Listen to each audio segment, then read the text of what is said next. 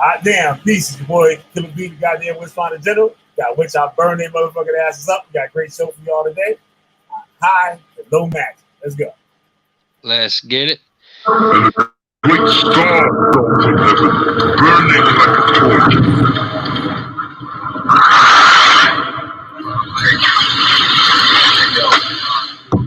No escaping, popular vacation, overrunning bank statement, lacing on pavement. Say man, cataclysm around the corner, woke up before performers, the time for the form, a rhyme technique form and farm, a swarm of power technique arms, flaming up the Dutch, the crush handed out and such, till my metal mouth clutch. I'm too sephardic for retarded, carry bags of farmers, brain be the largest, skillet, react finger twiddling like some villains, foreign, with my haystay, keep away all naysay, nutty, that's payday, yet rock of age like Pele, even with these, ask Pompeii, sling around you fools like Harambe, wormhole through Bombay, beyond where the top stay, hey, Ox-Ray, hit harder than Parker Brothers, with my other crushes, lanes out board games, stutter, sound clearer, more names, ferocious horse aim, cyclic ore, from the war, float tames, hey man, that's an English river, squeamish to the liver, Phoenix to the river, remix will deliver, active action doses, the way hope poses, ultimate posterizing motives, when I mic the right voters, despite the bright omens,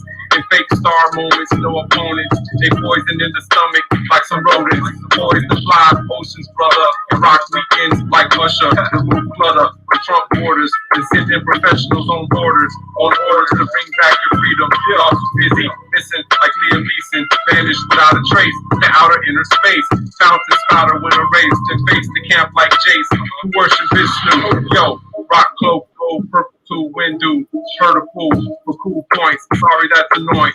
Still reaching out to Christ for the joint. Over the pig who points. Hey, man, take your time. Fuck that shit. Yeah, fuck those fools who used to fool the waistlines of innocent. Have them repent and bow low. How about those? Taste sediment like 8 rows. Hate clothes, but rockin' with fervor. Time to take the burden from moving curses. Sons of Herschel. Better take back their hurdles. Find myself, rolls up like turtles. Fold step off like girls.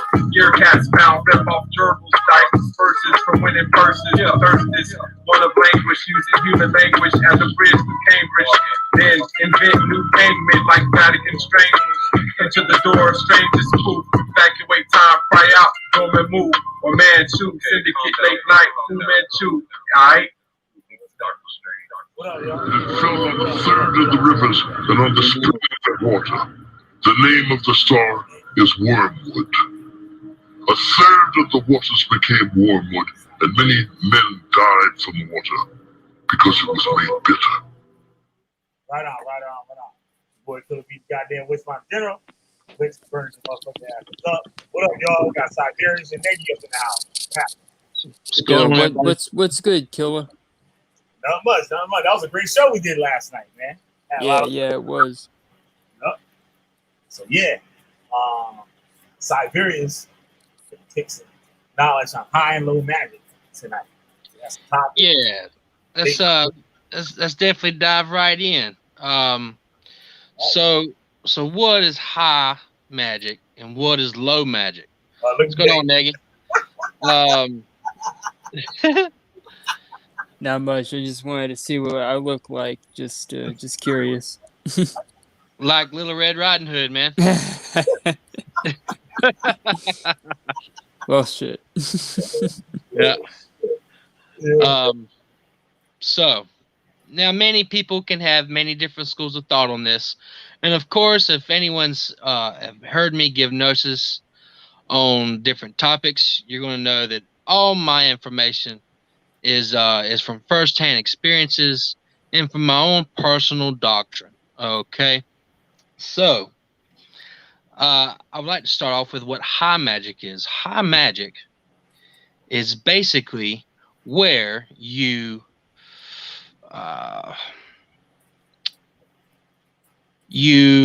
what's a good word to say it? You strike deals with spirits. Okay, you commission spirits. Okay. I was actually gonna say something a little bit different. I was gonna say that high magic is when you're doing more ritualistic and ceremonial magic, but Well, that is the conduit in which the spirit is commissioned. Okay. You know, by All right. giving All right. offerings at an altar. So yeah, you're definitely along the lines there. But it doesn't have to be so theatrical, you know, like these other motherfuckers on these other metaphysical um channels that live ritual, and then they do some corny ass shit where they read some fucking mantra and just do the corniest shit I've ever seen in my life. Real root doctors and real metaphysical practitioners that I've met out here in the real world, not here on YouTube. I'm talking about out here in these streets.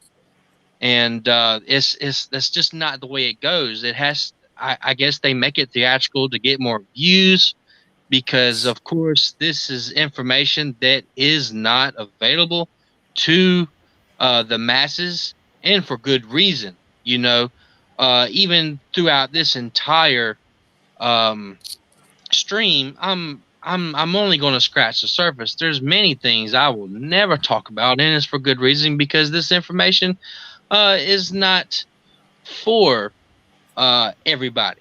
Okay, so yes, Negi, you are correct. Through rituals and things of that nature is where you commission a spirit, and low magic is when you use implementation. Now, I'll tell you, and this is one way that I like to explain it. When you have implementation like salt, like burning sage, things of this nature, it becomes a chess game. Okay, when it comes to accomplishing the goal that you're trying to accomplish, whether that's banish negative energy, blessings, things of that nature. Okay, it becomes a chess game because this implementation, just like rock paper scissors, can overcome this implementation. Okay, now with high magic, whenever it comes to the commission of different certain spirits, it's almost like uh, going to court. Who's got the strongest attorney? Who's got the most clout? Who's got the most uh, connections? You know, what y'all think? Yeah, I'm just listening. I'm learning now. I was reading, so I'm gonna have some questions in the field. Yeah, go ahead. I know, Negi, this is your area too. So, For sure. yep. You want to chime in on that? Oh, yeah. My thing is ceremonial magic, but I've neglected it for a little bit. So, Well, is there a certain doctrine or school of thought that you're coming from when you mention the word ceremonial magic? I guess you could say that once upon a time I was more into Thelemic stuff, but I also studied the Solomonic approach to ceremonial magic. Well, me and Killa have a mutual friend that asked this very same question. He wanted to talk about working with the Goetia, which would be a form of high magic, and actually, and I'd like to get into this too when it comes to white magic and black magic. I'm gonna get into this here in just a minute. I'm gonna tie into it. You know, the Solomonic traditions are not for me personally, okay? And I'll tell you why. You know, binding a spirit or trapping a spirit within the circle, it to me is not really the way to go. Okay, yes, the Goetia are what's considered to the layman demons, but through other streams, I've already covered what a demon actually is, and that is a divine spirit of a negative charge. And I'm going to get into the whole negative wire on your car spiel, blah blah blah. If y'all want to look into that, go watch the other stream, Angels and Demons, on Killer Bee's channel. But it's better to have a friend than to have a slave. Okay, so just like I have commissioned you all in friendship, I do the same thing with the spirits, whether they're angelic, demonic, or otherwise. Okay, now here's where it gets even deeper into white magic and black magic. White magic is when you ask a spirit for help. So every time you've been to church and you pray to God or you pray to Jesus, that is white magic. They are doing ceremonial high white magic. Okay. Black magic is when you take matters into your own hands, okay? And that usually comes at a price. There's where the offerings come in, the payment, okay? Money is a human concept, a man-made concept, has really no worth. But that gets tricky, but we're not going to get into that. But, you know, what what are some common offerings, spiritual offerings that you can think of, Negi? Uh, People usually think of blood, but you can offer basically anything that you think would be accepted, like tobacco. You Right. could even light a cigarette and offer it to the spirit. That's right. That's right. So the same reason that we drink that liquor and we smoke that weed or we smoke that cigar or we toot that cocaine is the same damn reason that the spirits want it, because they they enjoy the energy, the vibration, the essence of it. Okay, same reason that we do it. Okay, um, and that's because if you ate $100 bill, nothing's gonna fucking happen. You know what I'm saying? There's no um what's the word I'm looking for? Doesn't make you high, you know? Yeah, Doesn't make you high. there's no effect when you eat the hundred But dollar bill. right. Now money can be offered though, and it's not for its effect, but what it represents. Okay. Now making a bunch of money, now that is a high. Okay. So the money thing gets a little tricky. I've seen people offer hundreds and hundreds, burn up hundreds of dollars of bills in offerings to certain spirits. And So that it's kind of funny you mention that because the Chinese actually burn money to send it to the afterlife. for sure, and the fire is the conduit. Absolutely. Yep, for sure.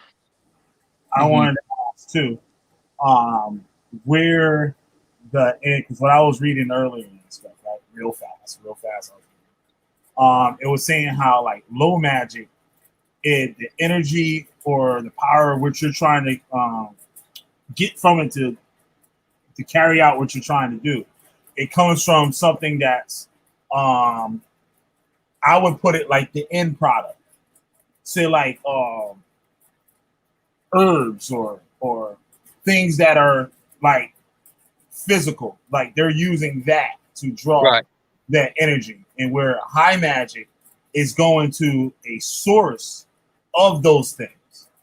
So like the person what I was reading like used the sun. So like the sun feeds everything. That's um like a primary type of thing. You know what I'm saying? From the Yeah. sun, you get like the plants and people and all these other things and stuff, or from an actual um, spirit, I guess you could say. Right. Right. Well, that's right. You know. Um. Yeah. Where you can say it can be used like they call like earth magic, or Right.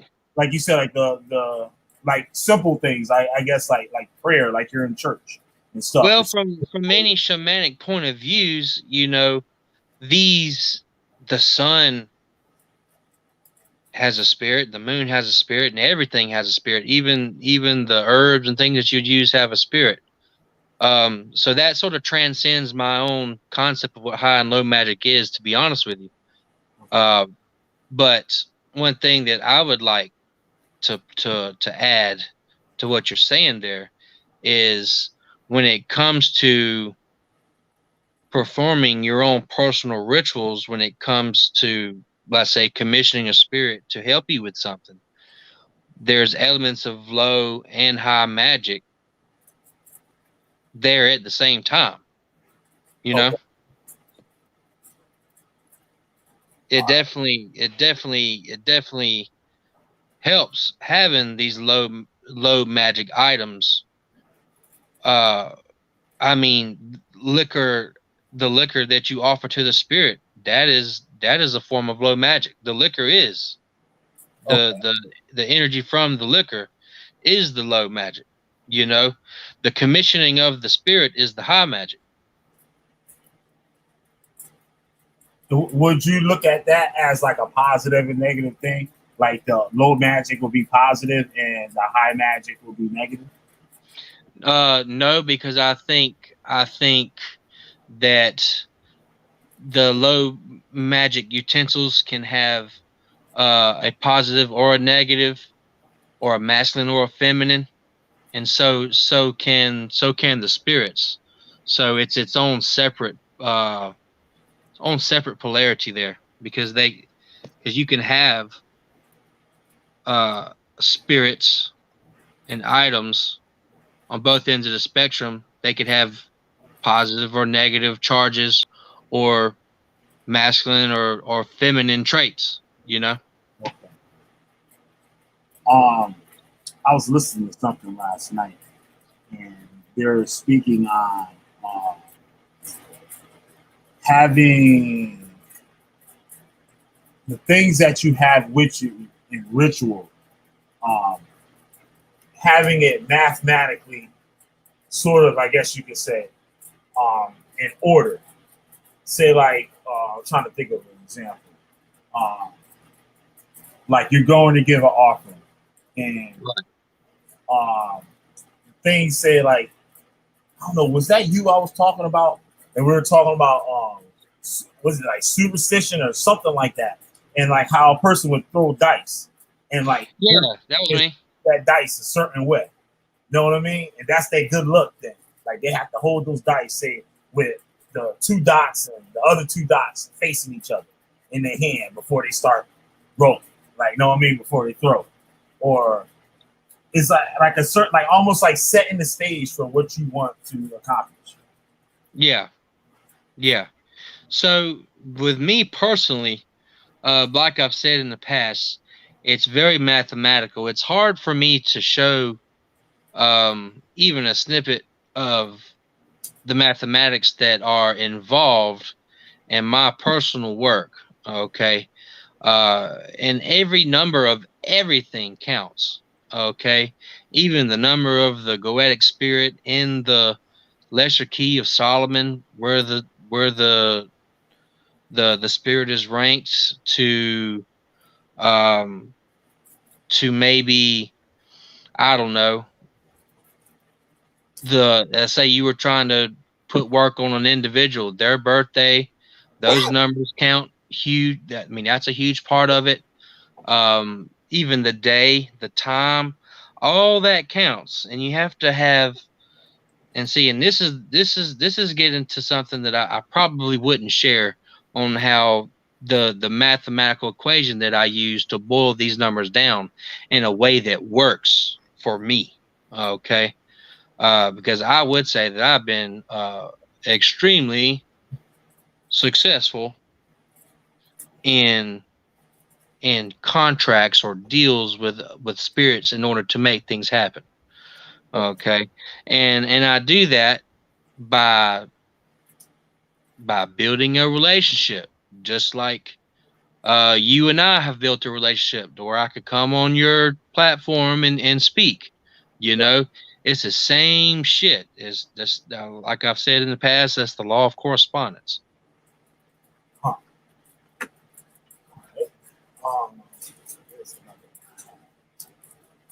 Nate, you want to speak on that? It sounds correct to me. I mean, I don't hear anything that sounds outrageous. You make a deal with an entity, and then if you uphold your end of the bargain, they uphold their end of the bargain. Nagy, couldn't have said it better myself.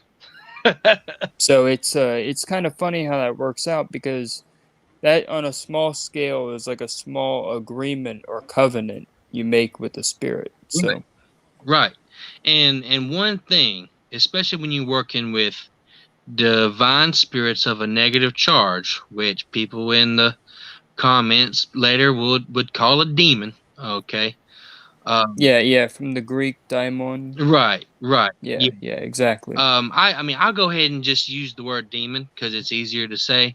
But yeah, I guess having that or using that word sort of clarifies things. You know, the goetic spirits are not necessarily evil spirits. Okay. No, they're not. Some of them are polytheistic gods that were rebranded under the Abrahamic model. For sure, but I will say, Negi, don't be fooled. They are negatively charged, just like. Oh no!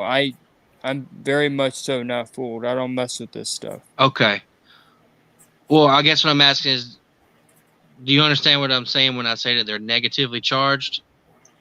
I think I do. I think I understand what you mean. Right, right. Well, I definitely went over it in that Angels and Demons stream, but I can touch back on it again, I guess.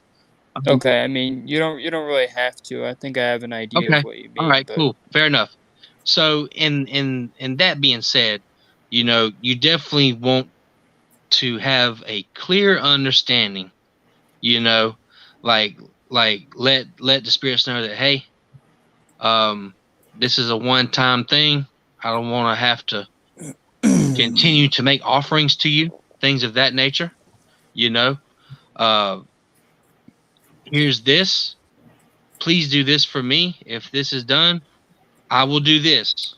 That's usually how it works when it comes to spirits in the Goetia, in my personal experience. I just thought of something interesting. Have you ever heard of Santa Muerte? Yeah. Of course. Because that's how the Santa Muerte and the practitioner relationship is. Yeah. They'll ask for something, they'll offer, something, and they'll get something in return. So yeah, and it's always the way I've always done it was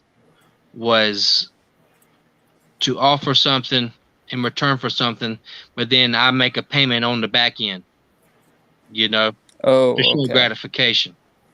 That's how I've always done it, and that's sort of like a deal they can't refuse, you know, and it's usually something depending on their taste, something splendiferous. You know, I make sure that I can even afford the offerings, because what's given is tenfold better than the offering financially, but it's the care and the care that you put into the offering that really counts, especially if it's something or something of a vibratory frequency that they relate to.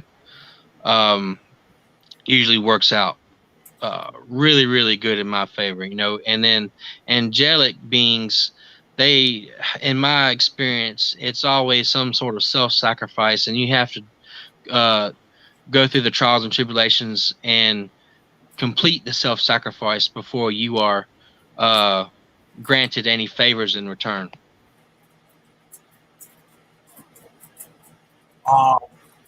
With the lost my thought. I was trying to hold it. So it's ready to spit out. That happens a lot in this line of work. There's so much going on. It was how would you I guess that it wouldn't be that, say with voodoo, right? And you dealing with what is it, Rada spirits and Petro spirits, right? I don't really know like how each of them are dealt with, but could you call something that's actually no, that's a bad thing to put into it. I was saying like the different, like would you call like the Rada spirits and the Petro spirits like a positive and negative, or no? Well, you remember when I said, now of course I'm no authority on especially Haitian Voodoo, and Malak.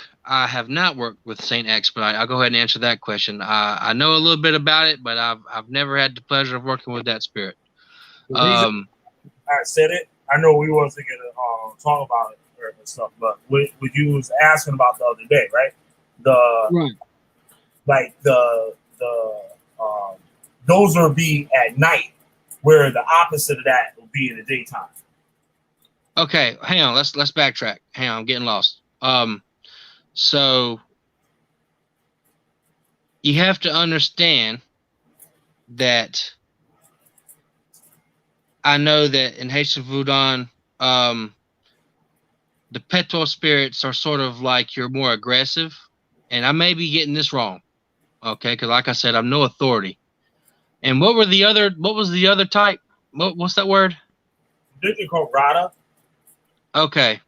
I don't know if that's like some Haitian terminology that separates negatively charged and positively charged spirits. I don't know.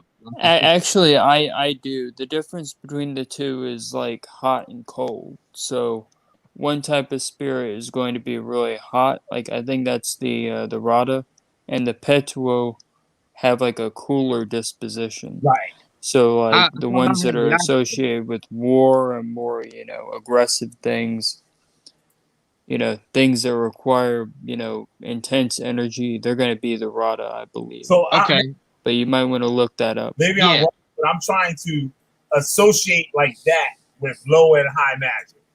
Where like Right. Well, magic or concentrated, where like something that's like cold, like you were saying, is more like low magic. I don't know. I may be like looking at it wrong. yeah, I would. This is what I would say to that. So you can have positively charged spirits that are aggressive. You can have positively charged spirits that are very nurturing and benevolent. You can have negatively charged spirits that are aggressive. You can have negatively charged spirits that are very nurturing and benevolent. You see, so I believe that's its own categorization. Okay. But like I said, Nagy knows more about that classification than I do. And I would think a lot of those spirits are mortal spirits, spirits that have once lived here on Earth. Yeah. I'm pretty sure. Maybe not all of them, but I'm sure some of them for sure are. Would you be able to name, say, like maybe like a few low magic things, like you said, like Wicca would be like low magic, right? Yeah, like using salt and sage, even a writing utensil, cards and divination, you know. Okay. And high magic is like I said, whenever it's just straight your will and your consciousness connecting with the consciousness of a spiritual being.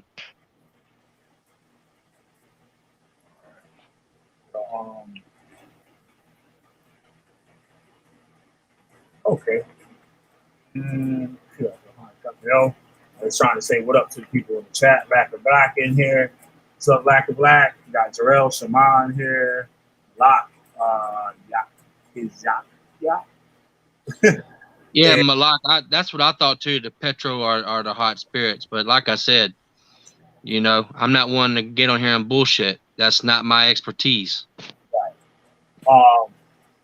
So you would definitely call that high magic, right? For sure. Yeah. When you're working directly with a spirit, that's for sure high magic. What would be some type of spiritual systems or whatever that would be considered low magic? Like you said, Wicca for one. Like who will be? Well. All spiritual systems, especially ones that are heavily culturally based, that have their own dogma and human-made traditions, have a combination of both high magic and low magic. There is no tradition that is just low magic. Then it wouldn't be really a spiritual system, because at the end of the day, connecting with whether it be the ancestors or God and Jesus or the Petro spirits, or the Goetia or the Nordic pantheon, it's all going to have low and high magic. Can I mention something briefly? Go ahead. Go ahead. There's a Pennsylvania German tradition which I found out when I used to live there. It's called Braucare or powwow, Mm-hmm. and what it is it's like low magic, but it uses things like the Bible, and they use spells and psalms and things, and it's very interesting. I haven't read about it in a while, but I just was thinking about it recently because of talks I've had with you and Killa. Yeah. So I'm gonna do a little bit more digging and find out. There's a lot in it, as far as I can tell. It's very interesting. Well, It's almost like voodoo, almost, or hoodoo. Yeah. For sure. So yeah, that's low magic for sure. Oh yeah. I mean, yeah. The Bible as a utensil is the low magic. Or like gree bags. That's a form of low magic. You know. oh, okay. You're using the spiritual vibrations of a mixture of certain substances in order to benefit you, not only spiritually but physically and mentally, emotionally, and financially. You know. Negi mentioned that the other day. That other dude, what is it, Sada Ogu or whatever? He Right. gave people what looks like a veve, but he called it a powwow. And when Negi said that, like, I was like, huh? Like, what you say? Because I never seen any like information on that. So Negi, is that like the same thing as like a veve, or? Oh, yeah, there is a similarity. In the Braucare tradition, what they have is they use things that are called hex signs or hexes.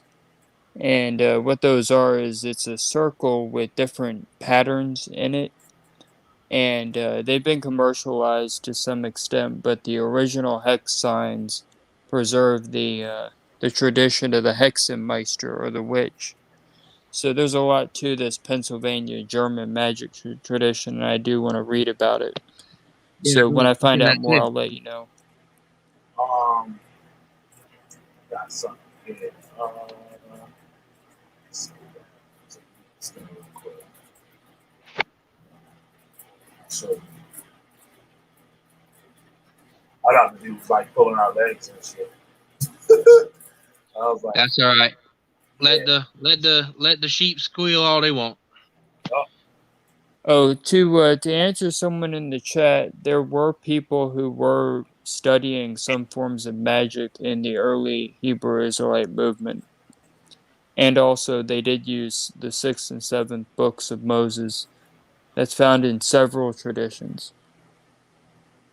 Yep.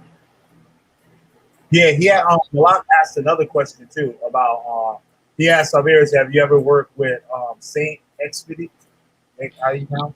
Oh, someone mentioned jinn, which are the Arabic spirits. Yep. So those are interesting. I will get into those in a video on my channel, maybe, Yeah. along with other things. I've never worked with Saint Expedite, and I've never worked with any jinn.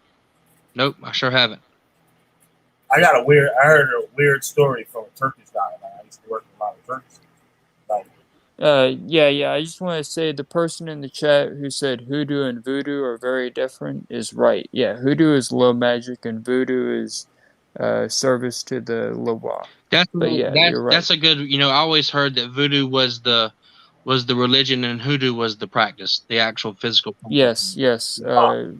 Voodoo or Voodoo is a organized religion. That's right. It's the religion of a people.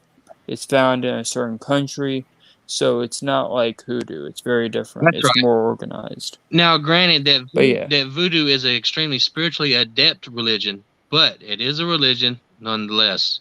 A lot of people like to argue that, but if you look in a dictionary what a religion is, you will find that the practice of voodoo fits that description perfectly. yes, exactly. Yeah, that's true. Yep. Keeping it real on this motherfucker. yep.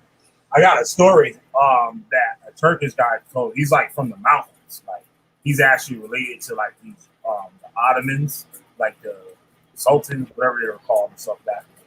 Like, they lived out like mountains. and stuff. And it was talking about a jinn, like how you should never harm a cat, right? And it was him he was saying, or somebody, like, right, kick the cat. Then in his dream or something like that, no, he was in his house. It was a dream. Somebody knocked on the door. It was a soldier. It's like, yo, come my way, like whatever. And it was a jinn. And they got to a place. And they was questioning him, asking all these questions about a cat. And he looked and saw the feet, because a jinn have like, say, like 2 left feet. So like how your feet are and stuff, they kind of go inwards. The jinn's feet go outwards. And the person know it was a jinn. He ran out of the house. Yeah. In the middle of the night, like somebody to show up at your crib, knocking the door, you never seen. And people have seen stuff like that. Like somebody might be walking behind you, and they see the motherfuckers disappear. You're like, yo, what the fuck? You know what I mean? Yeah. Like that. So that's just kind of bugged out. But they really, really like strongly believe in that. And like they're Muslims. Yeah. And we're like I spoke about that before. I think it's called the evil eye or something like that. It's supposed to take in all the negative energy. So like you put it on a baby or something like that. So like somebody looking at your baby like saying, "Oh, how cute," but really they got a bad intention for the child and stuff. Yeah. What that is, it's a charm shaped like an eye, and what happens is it's supposed to absorb all the intentional gaze that people unintentionally put on others. Right. Right. So like if you look at someone angrily, the belief is that that look can actually convey a certain degree of curse. For sure. That's because, especially if someone means harm to you, and their will and their desire are both equal, because in reality, your will and your desire, in the mundane, they cancel each other out. And I'll explain it like this: have you ever had the power to act or to get revenge on someone, but you decided to be the bigger person and pardon them? Okay. And then have you ever wanted something that you couldn't have? Okay. So and this is kind of a little of a secret when it comes to being a metaphysician, but I'll give y'all this little tidbit. Especially when working in ritualistic magic, where you're trying to, especially commit black magic and make something happen, having your will and your desire equal is a big part of that. So when someone, so when someone is seeking to harm you, and they know they have the power to, and they desire to, that, just like you said, Nagy, that's definitely some form of curse. Yeah.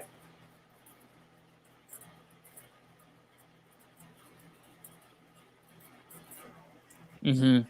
And that is something people need to be careful about. But someone said something in the chat that I've heard of. The hand with the eye on it is called Hamza, which means 5. So the idea is you have 5 fingers on your hand, and 5 in numbers is like protective. So there's different reasons why, but different significance behind it. You can read it up. You can read up on it, but it's definitely a symbol in the Middle East. So you said it's 5. It's the 5 fingers on the hand, and the hand. Yeah. That's a symbol you'll find in the Middle East. It's supposed to create some sort of protection. Yeah, it's a protective. It's a protective amulet. Okay. That you see all over the place. So let me put y'all on this game. So even though I've seen this symbol, I didn't know what the name of it was, and I didn't know the origin. But let me put y'all on this game. Okay, so when it comes to mathematics, let me tell you how my crazy mind automatically knows what that symbol means. Okay, the eye for sure is a symbol of protection because you know evil people, evil things don't like to be seen. Okay, that's why like a mirror on totems of protection because evil doesn't like to see its own reflection, or so this is said. So because the hand and the fingers are 5, okay, which is no coincidence that us as the only sentient beings on this planet have 5 fingers and we create things with our hands. 5 is the universal number of creating, not creation, but creating something. And I'll even show you how that this is true in the universe that you live in. If you ever seen a pentagram, okay, the points on that pentagram represents the elements: earth, air, fire, water, and spirit. But let's keep it scientific and we'll just call that energy. So we live in a infinite 3-dimensional universe that is full of nothing and scattered here and there with something that is positively charged, and that also everything is finite, which means it will one day no longer exist except for the 5 elements. So everything in the entire universe as we know it is created by these 5 elements.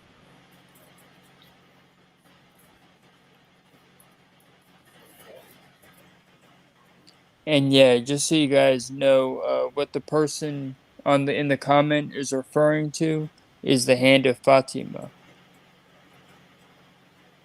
That's just the Islamic take on what that symbol means, but it's interesting stuff because you see it all over the Middle East, and there's different explanations for why it's a protective amulet, but I just wanted to mention that. Yeah, and the eye over the pyramid. People think that's something sinister, but it really isn't. I mean, you can believe me or not, but you know. Yeah.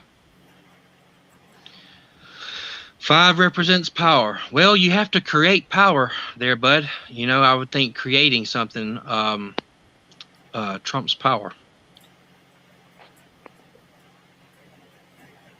Oh,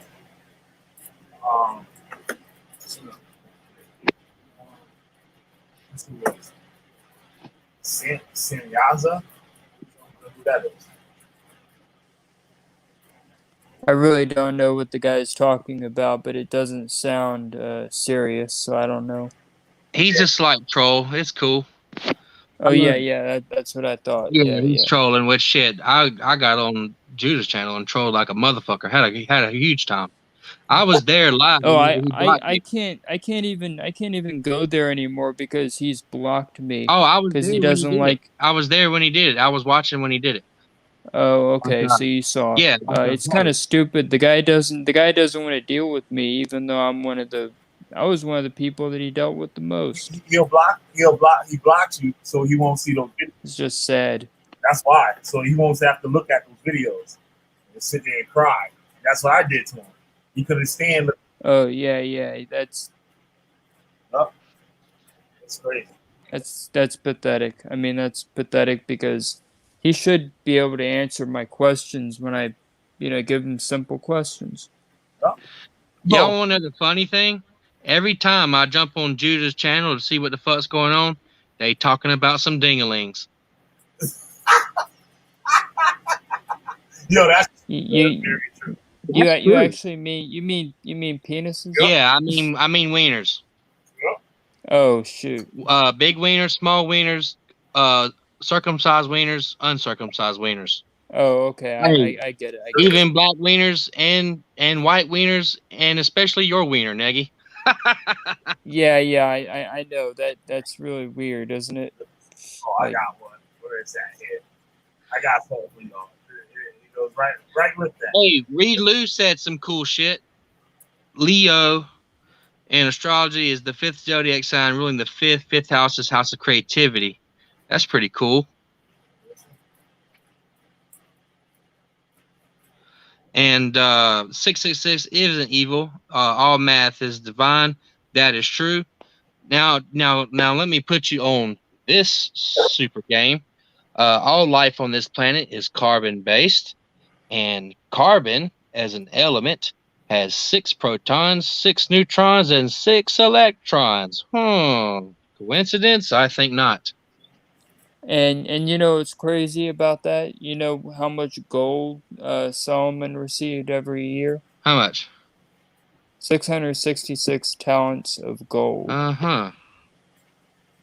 So before the book of Revelation, the number 666 wasn't considered evil, and what it actually symbolizes is the monetary system. Yeah.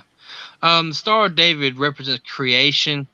I would say it represents the law of correspondence, which is as above, so below. The microcosm is just like the macrocosm. That would be my interpretation, but we all have our different schools of thought.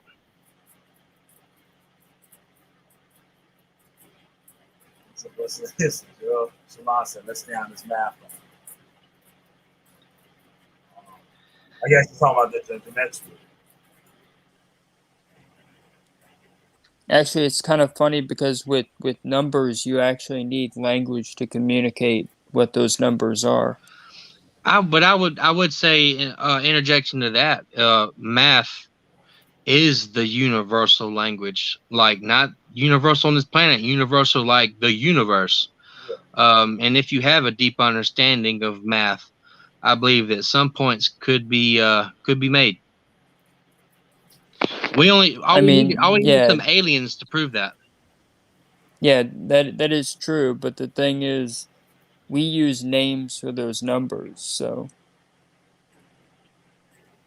Say that again? Right. Lacquer Black said some shit that can be touchy. Let's see. Can you explain how 2 men engaging sexually isn't considered a homosexual act of doing it for ritual reasons?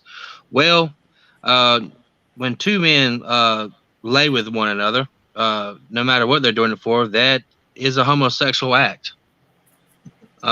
People that try to tell you that it's not are looking for an excuse to suck each other off.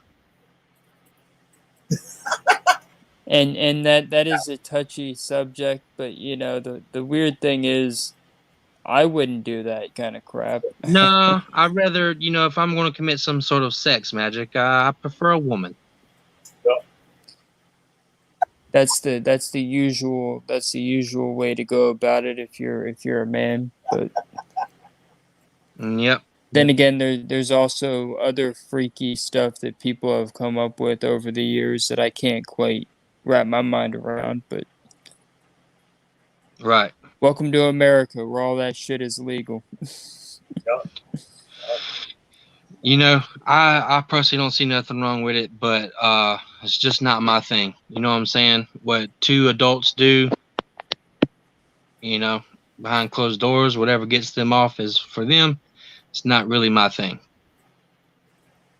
Well, Saturn. Oh, Saturn. I talked about Saturn extensively, I believe, on Demons and Angels. Mm-hmm. And there's a reason why, it's the reason why it's the 6th planet, Let's see, they get turned out and can't stop doing it for just ritual reasons. It's because they like it. Lacquer Black. Yeah, let's use our common sense here. Oh, don't worry. Yeah. So when a person is like that, they're typically, they're looking for excuses. Yeah. So.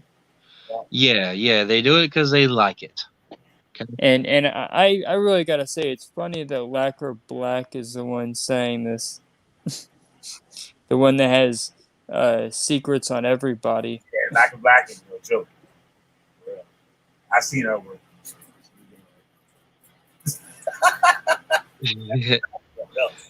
Yeah, I gotta hit Siberius star. He might not want to know.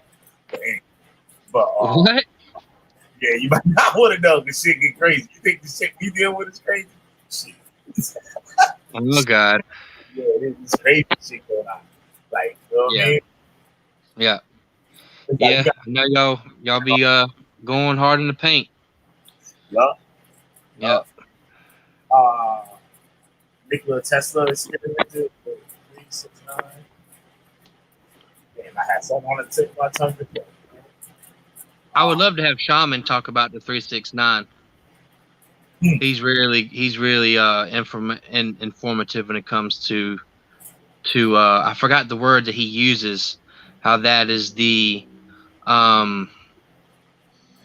what's the word where something it charges up?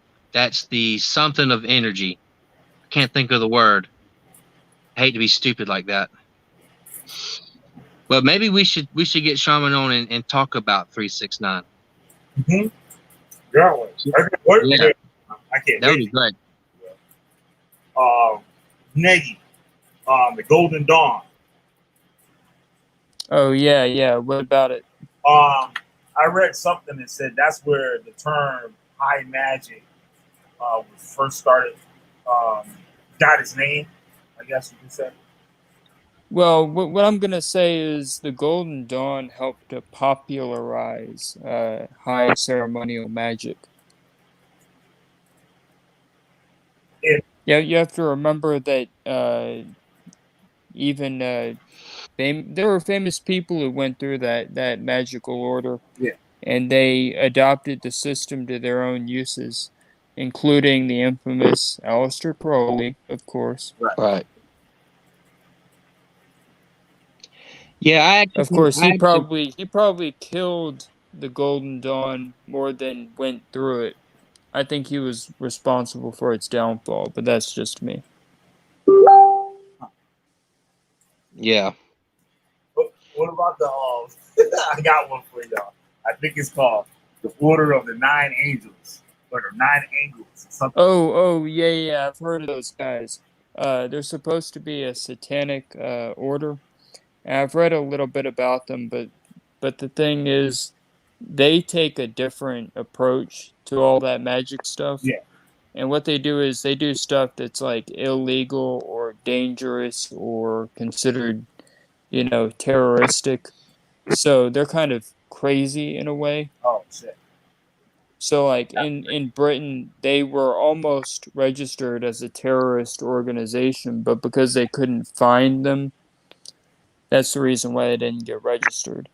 Like it was some real underground type shit going on. Yeah, but one of the more prominent members actually joined an Islamic terrorist organization, and others have been part of racist groups like Combat 18, things like that. Oh shit. And they join these groups to help develop their occult ideologies. Yeah. So what they'll do is they'll join a group like that, and then they'll use that role as part of their education. Yeah. So this learning going around is getting how people doing that cult shit. Is get all. Yeah. It's a crazy cult, but the thing is, it's hard to nail down who is the founder of it because there's so much secrecy. You ever heard of those Siberius? No, I'm actually kind of zoned out because I really like what Darrell Shamias is saying. Now it's just kind of getting my thoughts together, and talk about what he's got going on, because what he's saying and how this is represented. What did you say in the Tanakh? And what's crazy is I know these things through my own mathematical occultic practice. These are things that I found out without reading the book. Let me see what he's got here. 1 minus 9. Okay, great. So, but no, I don't really look into the cults and things. I know them by their names, but that's about it. Because. So you've never read about the Order of Nine Angles? No, I've heard of it, but I've never read about it. Yeah. I wouldn't read about them because they are pretty much just crazy. Yeah, it already sounds like a bunch of baloney. So let me break down this 369 because I've gotten my thoughts together, and I'll tell you from a very bare to the wood mathematical cosmic point of view that I have when it comes to 369.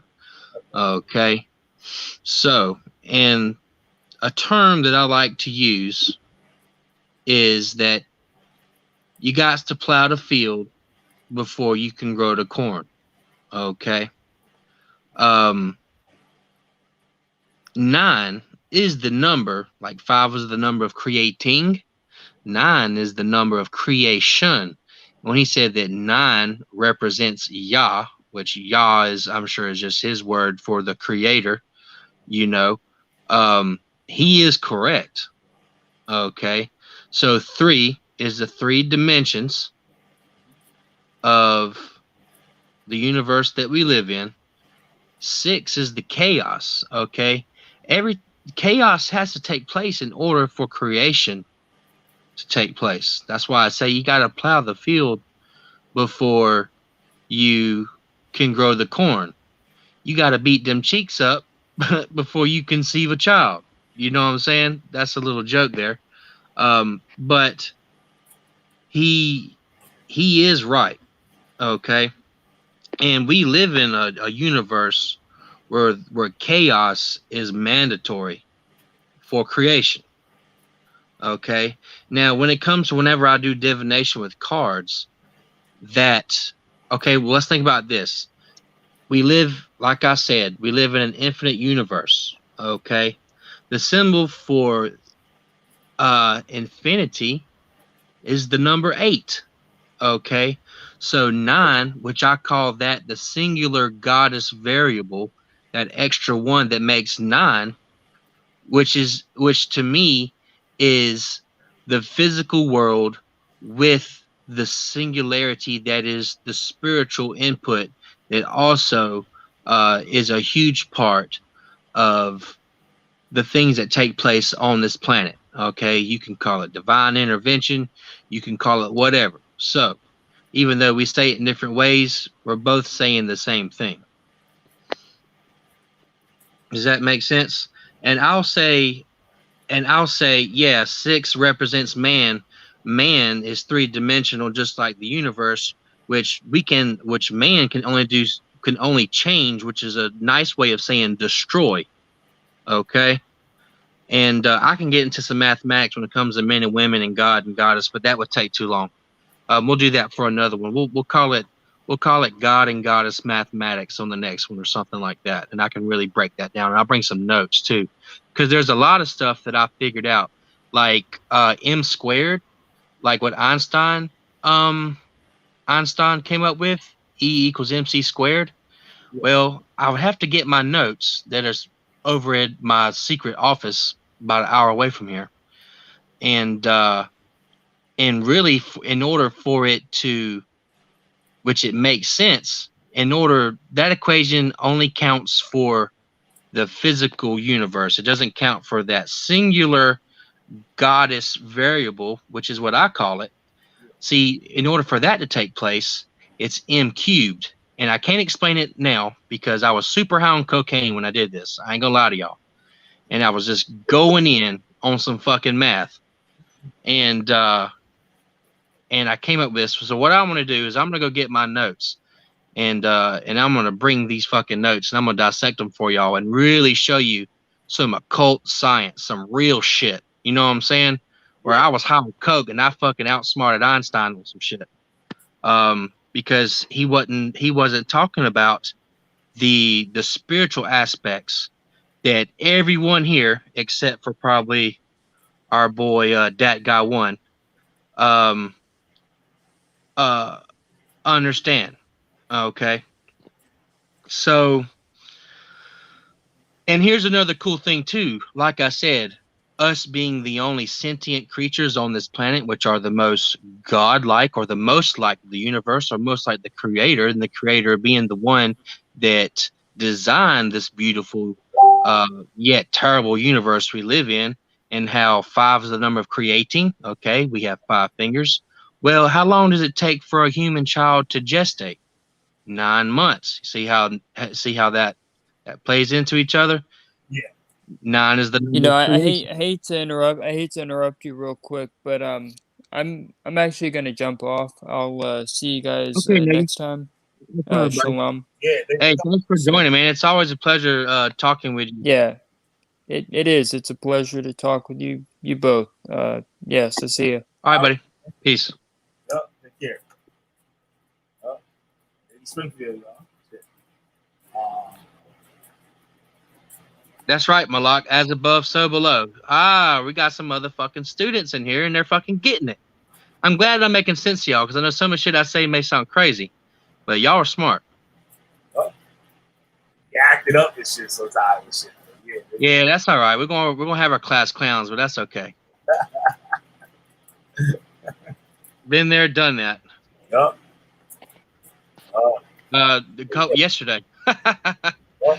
So yeah, we must about wrap it up unless you want to go a little longer.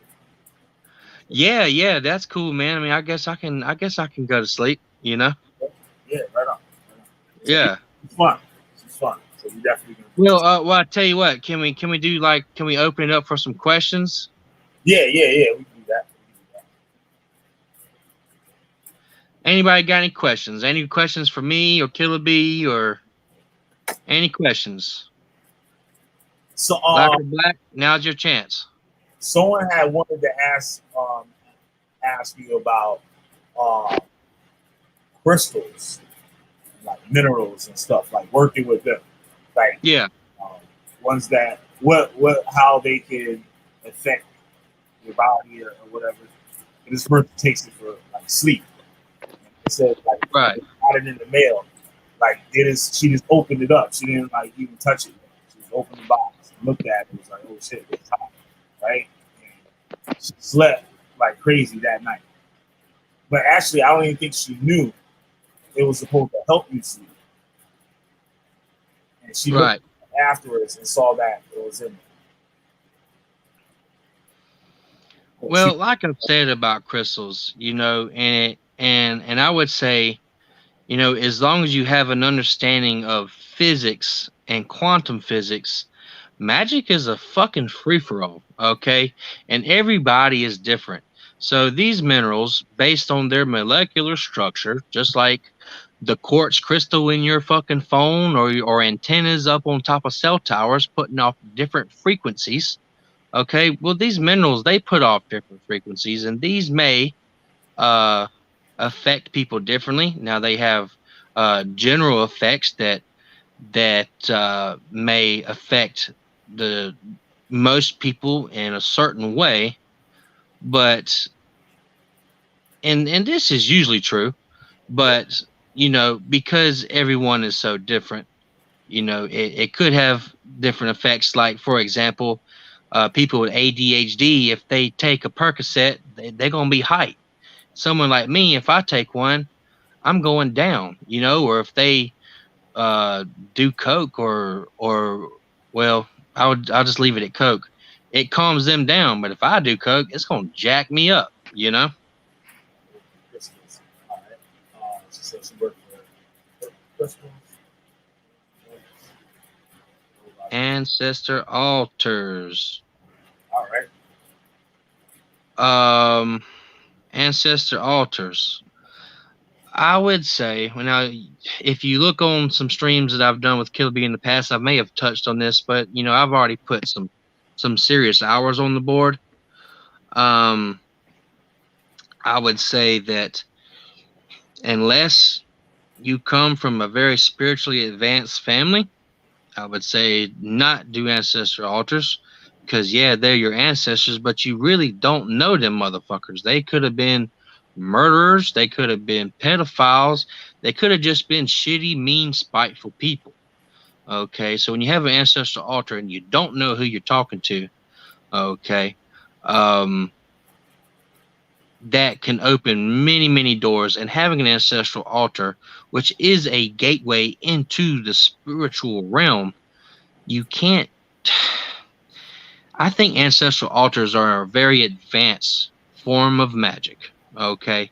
Because if you don't know how to filter the spirits in that ancestral altar or decipher if that really is your ancestor, and if that ancestor is good, or it's some other spirit pretending to be your ancestor in order to predate upon your life force, I would say the ancestral altars are not for everybody. And I actually even say, especially for white people, okay, and Killer's heard me say this before, white people have essentially whitewash their own spirituality. That's why you see these white neo-pagan Wiccan people saying the most dumb, retarded shit, because they're yearning to be spiritual beings, but they're starting from scratch.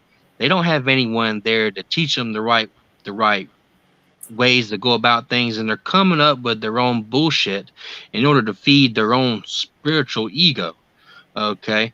Luckily for me, I come from South Carolina, where not all that whitewashing has gone down, and I've also had many teachers that have chosen me to sort of carry on their traditions, and this is through straight willpower and attrition. Like, hey, I want to know the secrets of the earth. I'm going to find out one way or another. Might as well be you, sort of way, and that was always respected.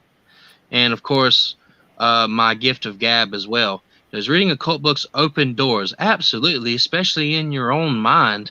And then it creates a curiosity. Curiosity killed the cat. For the person that hasn't had the formal and informal training that someone like myself has, it's going to make you curious. I've even had clients, I do a lot of root work for people. And I tell clients, especially people that are just getting into it and they got something that they want done, they come to me, and they're always hard-headed. They always even tell me that they did exactly what I told them not to do. Or when it comes to certain things, they don't listen. Okay. So a lot of these motherfuckers are going to tell you, yeah, work with the Goetia. Yeah, do this, do that. This is how you build your ancestral altar.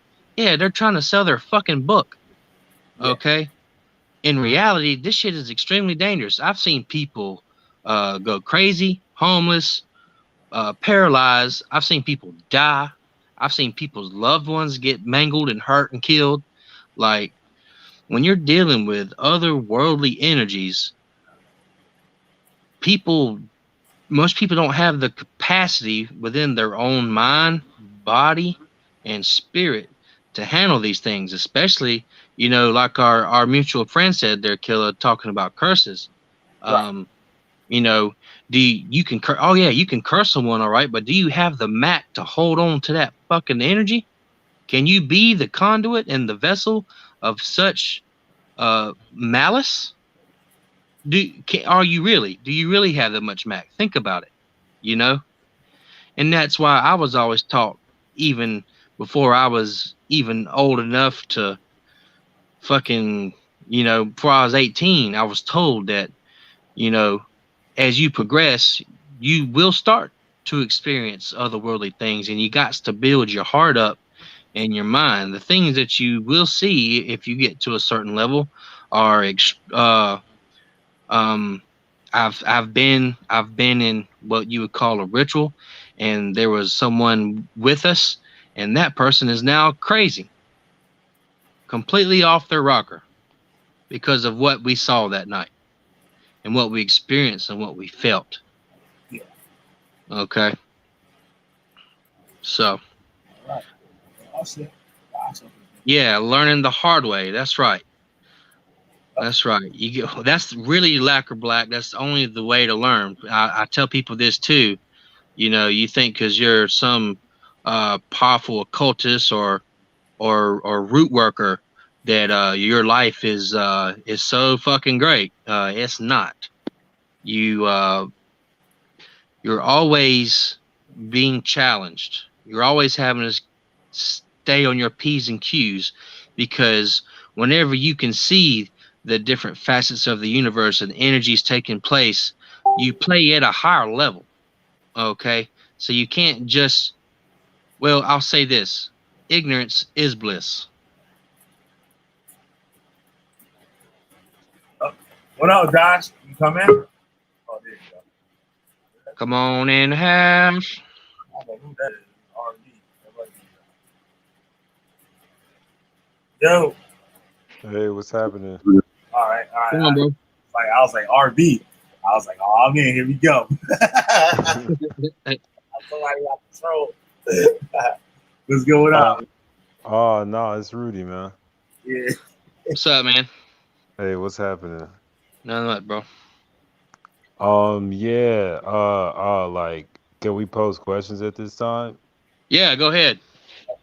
All right. So, like, I've heard of like a lot of precautionary type stuff. Like, I've read some occult books, and like they give like precautions for like going mad and stuff. Like, working with like different stuff. But like. To me it seems like it's like a lot of like like fear type stuff, and I understand like the potential implications of it, like how it could end up manifesting, right? But like, does anybody talk about like safeguards or anything, or like stuff to like like if you do open yourself up like to these things, like because I was hearing recently that you could open yourself up like I put in the chat with the grimoires, like through reading grimoires and stuff like that like Right. just I'm sorry. No, go ahead. I was agreeing with you.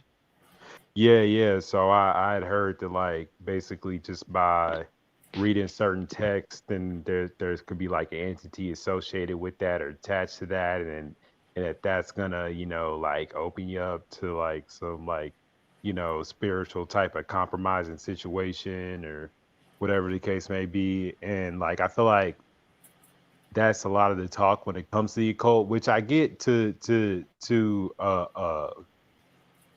like a large part. Like I feel like I understand a large part of it. It's almost like you wouldn't put a kid in the kitchen because you don't want them to burn their hand, you know what I'm saying, type thing. Right.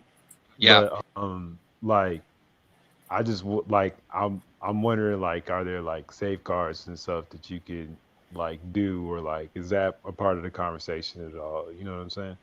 Yeah. So, a tricky one there.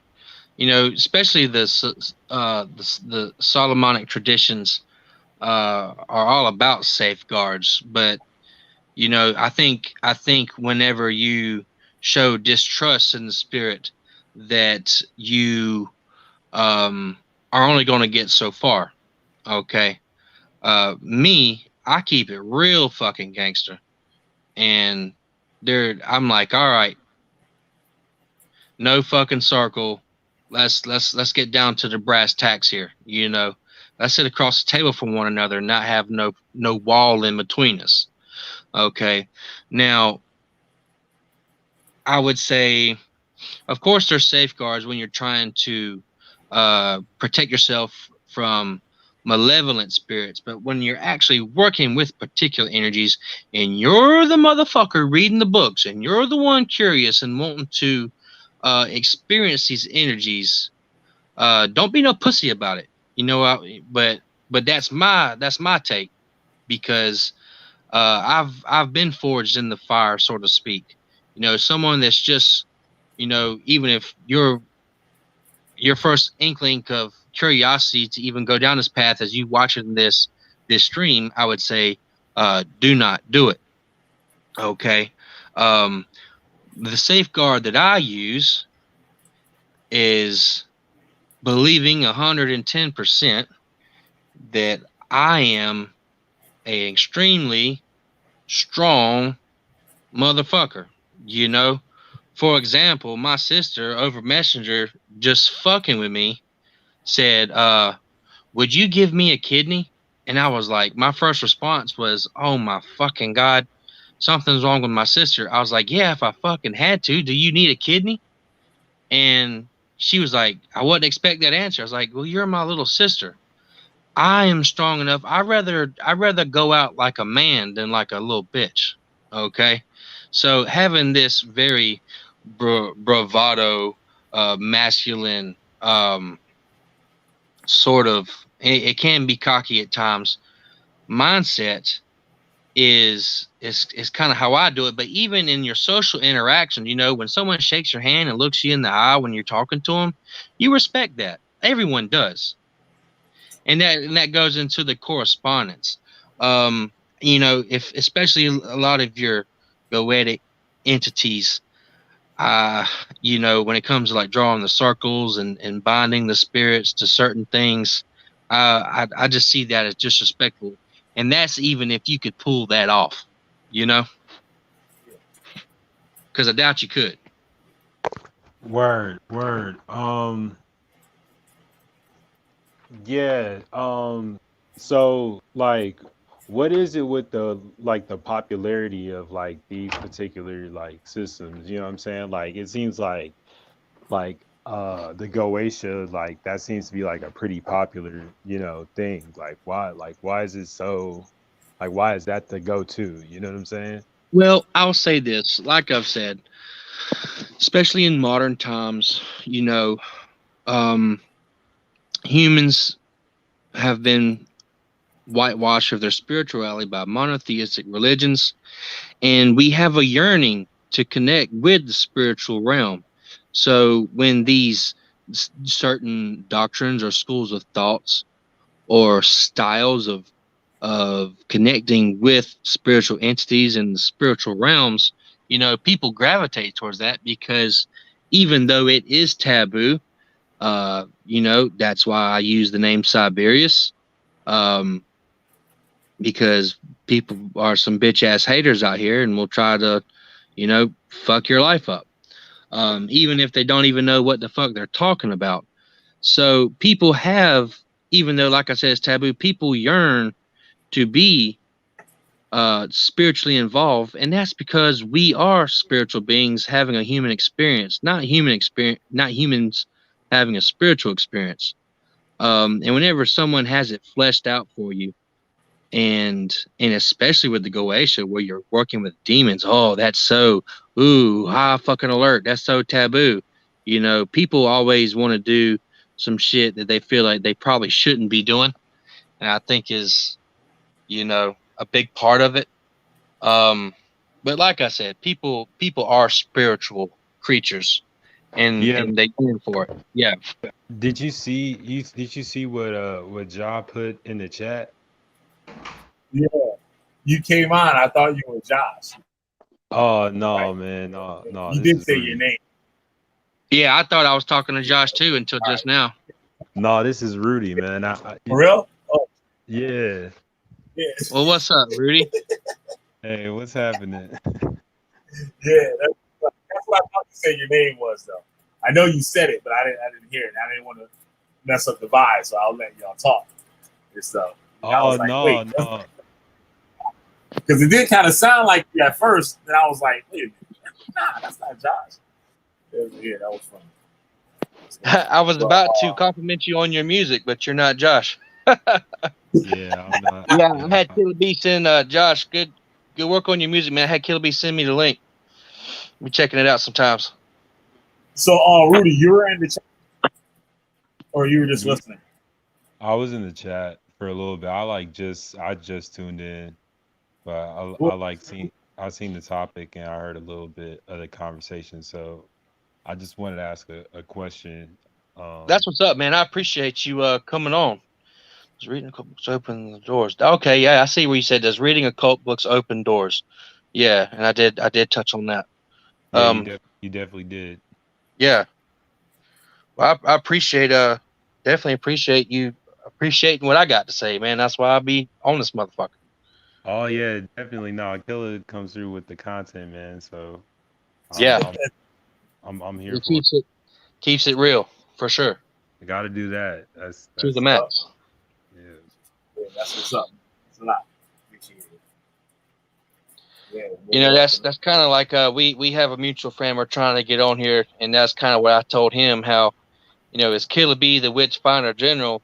Because Killer likes to find these fucking fake motherfuckers and burn their ass up, but people like myself and some of our friends that we have introduced each other to, you know, we Yeah. appreciate our each other's authenticity. especially when the things we be talking about line up. Even if it comes from a different background, it still lines up. Because in reality, the term supernatural is a man-made, mundane concept. Because if it exists, therefore that shit is natural. You know that now we can use the term supernatural in a context that is possibly a extremely rare natural phenomenon of a spiritual or singularity origin. But you know, I like to keep it real simple and just say that if that shit does exist, it's not supernatural because the shit exists. You know. Yeah. Like I don't know. Like I'm wondering like was conveyed like when that word was like became a concept. Like what was the idea behind it? Like that's kind of like what I'm Yeah. thinking now. People being stuck in their mundane life, and then somehow, some way, uh, coming in contact or experiencing some sort of spiritual phenomenon. For sure, that's got to be it. How to completely get someone's low energy off and away from lacquer black? I would start by saying, "Get the fuck away from me, you nerd."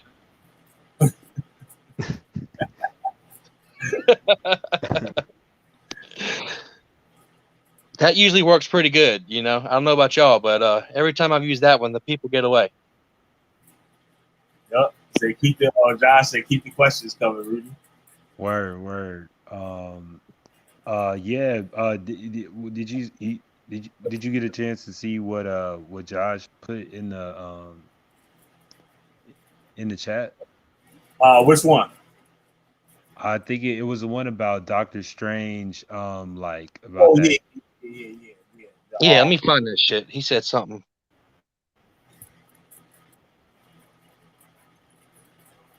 You ever duck? Oh, duck. Does duck mean fuck? You ever fuck with the keys of Solomon? They even dropped that hint, Doctor Strange. Well, yeah, that's what the Goetia is, the lesser keys of Solomon. Yeah. Yeah, but I'm saying like why is it like that? They're like it's in a movie like that. You know what I'm saying? Like it's Oh, like because produced by because Disney. Like yeah. Oh, for sure. Because the creators of Marvel and DC and all these, you know, all this, they're hip to the fucking game. Of course, they're fucking they're nerding out and trying to drop hints and shit. Yeah, for sure. word. Yeah, no doubt. You better believe it. If they mention it, they definitely know something. You know. But I was just trying to put those two ideas together of like, you know, when the occult is referenced, it's like I've not generally heard it, but at like certain aspects, I hear it referred to as, oh, like you should not, like if you mess with this, or don't mess with this, or like it'll have you hanging from the ceiling, you know, like Yeah.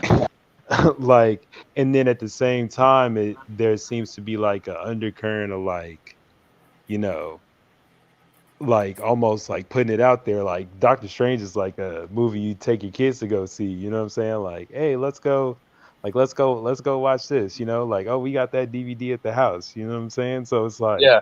it's like which is it, you know what I'm saying? Like is it like is it almost like like showing something to somebody that they're not really supposed to I don't, like, to me, I kind of look at it as like the Bible, right? Like when they talk about like the tree of knowledge Yeah. in the garden, it's like, oh, you can eat all those trees, but this tree, like you don't want it, like you don't want to eat, you know what I'm saying? Like I don't know. You know, they're putting it right in your fucking face, and people still don't catch on. Just like in anything. Like, for example, I'm actually writing a book right now, and it is super spiritual, you know, and a lot of my doctrines and a lot of my knowledge will be represented in story form, you know, which is exactly what's happened in the Marvel comics, even in the Bible. You know what I'm saying? So yeah, these are just people that know something, and they're getting off by putting it in some form of media so that the sheep of the masses can read, and some will catch it and most won't, you know. Word, but like, what is it that they're onto? You know what I'm saying? Like, do they So get some type of benefit like by working with these spirits? You know, and then like, do they benefit from like having other people work with them too as well? What's okay. the Okay, so like I said, and one thing, if you've heard me talk with Kilby before, everything I ever say is from a uh from a personal first-hand experience. I'm not like over there on these Hebrew Israelite channels where everyone's trying to thump their book at the next person. Okay, it's true. It's second-hand, third-hand knowledge. Okay, I'm sorry. I'm sorry to burst your bubble, but it is. So please understand that everything that comes out of my mouth is from a personal experience. Now, you a little story. Okay, my patron, my number one spiritual attorney, okay, my number one spiritual homie is the number one of the Goetia, which is King Baal, which is Baal, which is also Beelzebub. Okay, these are many faces of the uh same energy. Okay, now in my personal practice, I use Bael because that's how this particular energy introduced itself to me. Now, now check this out. Last time that I worked with this spirit is uh it was like 4 or 5 months ago, and it cost me a very wonderful smoky topaz gem, and a couple other things that I can't get into. And the next day, I own a tree service and also sell solar. I sold 12,000. I believe it was 10 or 12. I can't remember. Let's go with 12. $12,000 in sales before 10 o'clock, and I got half downs on that. So either that was $5,000 or $6,000 in checks before 10 a.m. the next day. One thing that I've learned that Bael is very good at is money and anything to do with the law or court. And I've had people that live with me. I was helping a friend out, and he got intertwined in this same energy that I work with, and we started like a lipstick and rouge house remodeling company. Like we just did small stuff like trim and facial boards and things of that nature. And our first job was like $3,700, and I got a half down and gave him a quarter of that. He went from being a broke hobo to having like almost $1,000 in his pocket, or maybe that, let's see, yeah, almost $1,000 or right at 1,000. I'm not sure. No, right under 1,000. It's 3,700. So yes, you do uh benefit, no doubt. So I have like my own personal questions, but I don't want to stray too far off the topic. So, uh, can can uh can anyone like iterate for me what the topic is? Oh, we're Well, talking no, about. I mean, Go ahead. well, I'll say that we choose a topic, but especially whenever I get to talking and how deep I go into things, the topic it strays. You know what I'm saying? It Word. strays and leads into different things. So if you have a question that you would like to ask me, feel free. Okay, for sure. So yeah, I just wanted to, like give respect to the show, and not take us off course if that's what, Yeah, no problem, man. Go right ahead. All right, word. So like when you get stuff from these entities, right? Like, is there a particular type of exchange going on? Like, do they expect something or do they want something? Like, out of Yes. out of the deal? Like, is there like what benefit do they get by working with you, or do they operate on a like a line of interest? Like, is it like do they do things that as entities that are in their best interest? Um, and this is just my personal belief. What they get out of it is, and this is like I said, this is what I believe. I think they get to feel alive again, you know, by feeding off the energies of the offerings.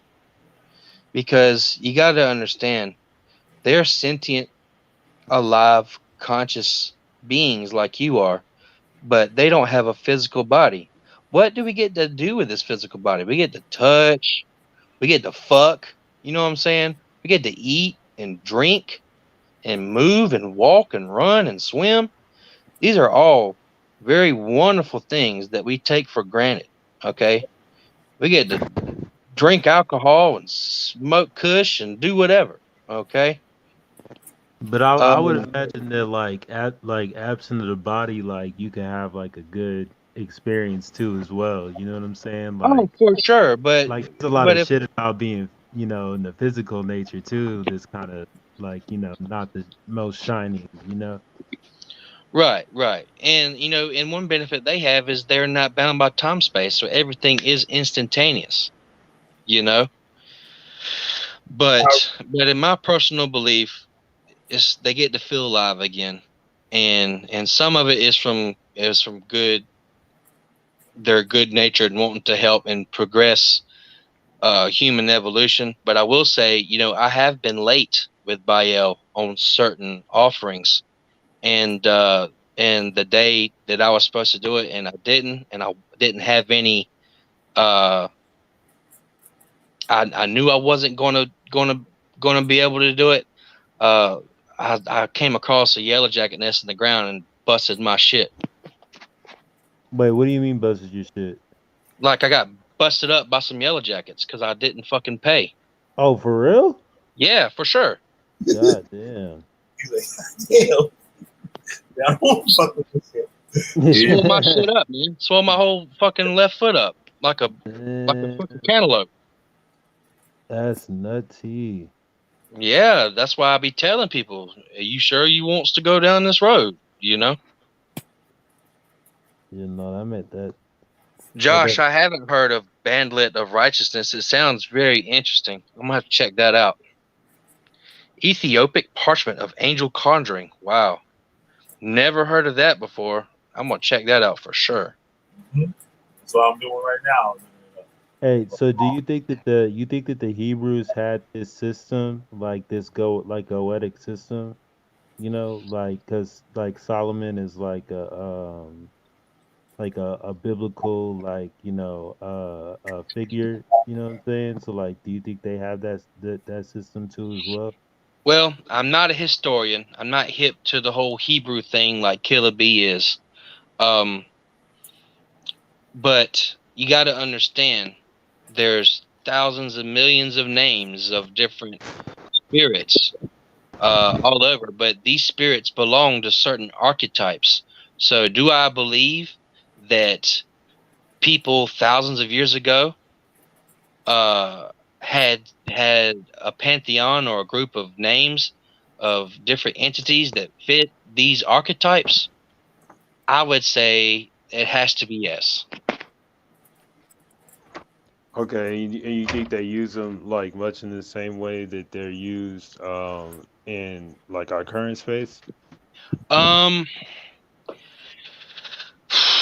I would say if I had to just keep it real and think about human nature and think about people thousands of years ago living out in the wilderness, and even if they were monotheistic, let's look at people today. Are there people that, yeah, I'm a Christian, but they be at the fucking witchy bookstore reading books? You know what I'm saying? What these motherfuckers be doing behind closed doors is the real deal. So I would say in their own form, they had to be, man. What the fuck else are you gonna do? You know? Yeah, no, that makes sense. I mean, it's got to be. I'm not saying all of them. I don't even know. I'm pulling this from my ass.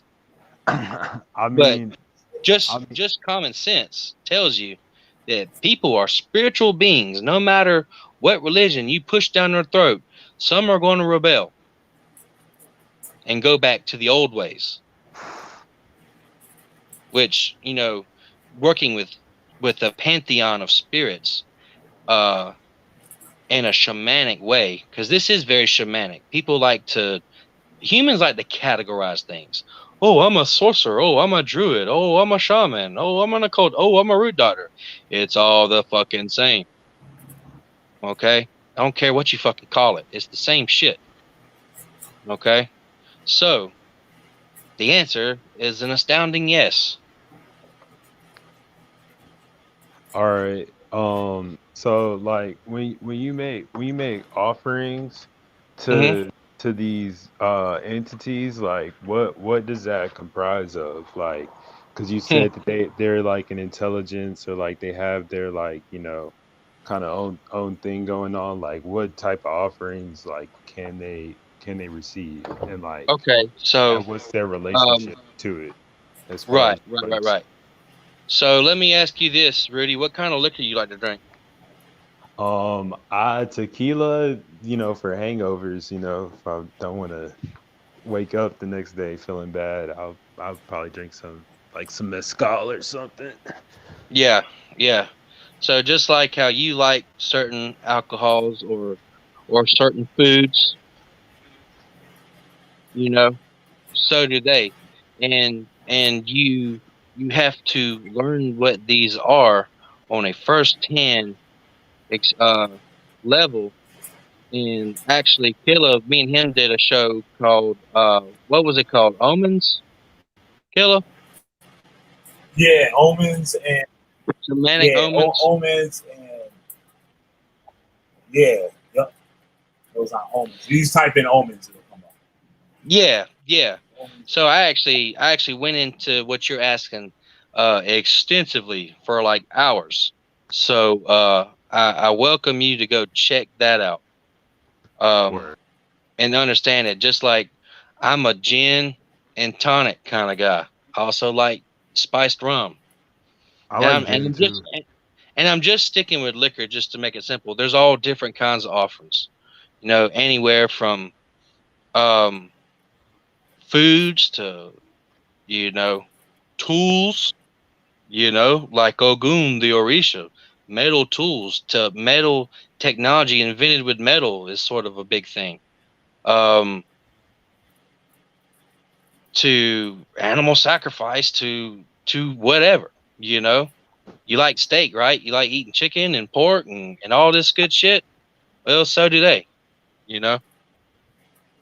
I would like to Hey, say you mentioned this before about the offerings and how you believe that the spirits, like the essence or whatever of the offerings, it reminds them of being alive again.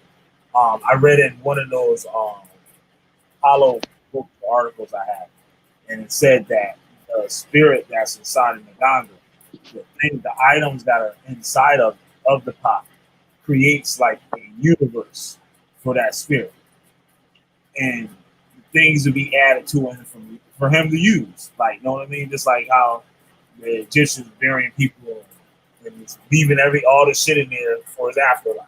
So basically, it's like all things that represent like certain things or whatever. So it creates like a house basically for this spirit. Yeah, I guess that's one way to look at it. Let me put you all on this game. Mhm. Y'all like shopping at Goodwill?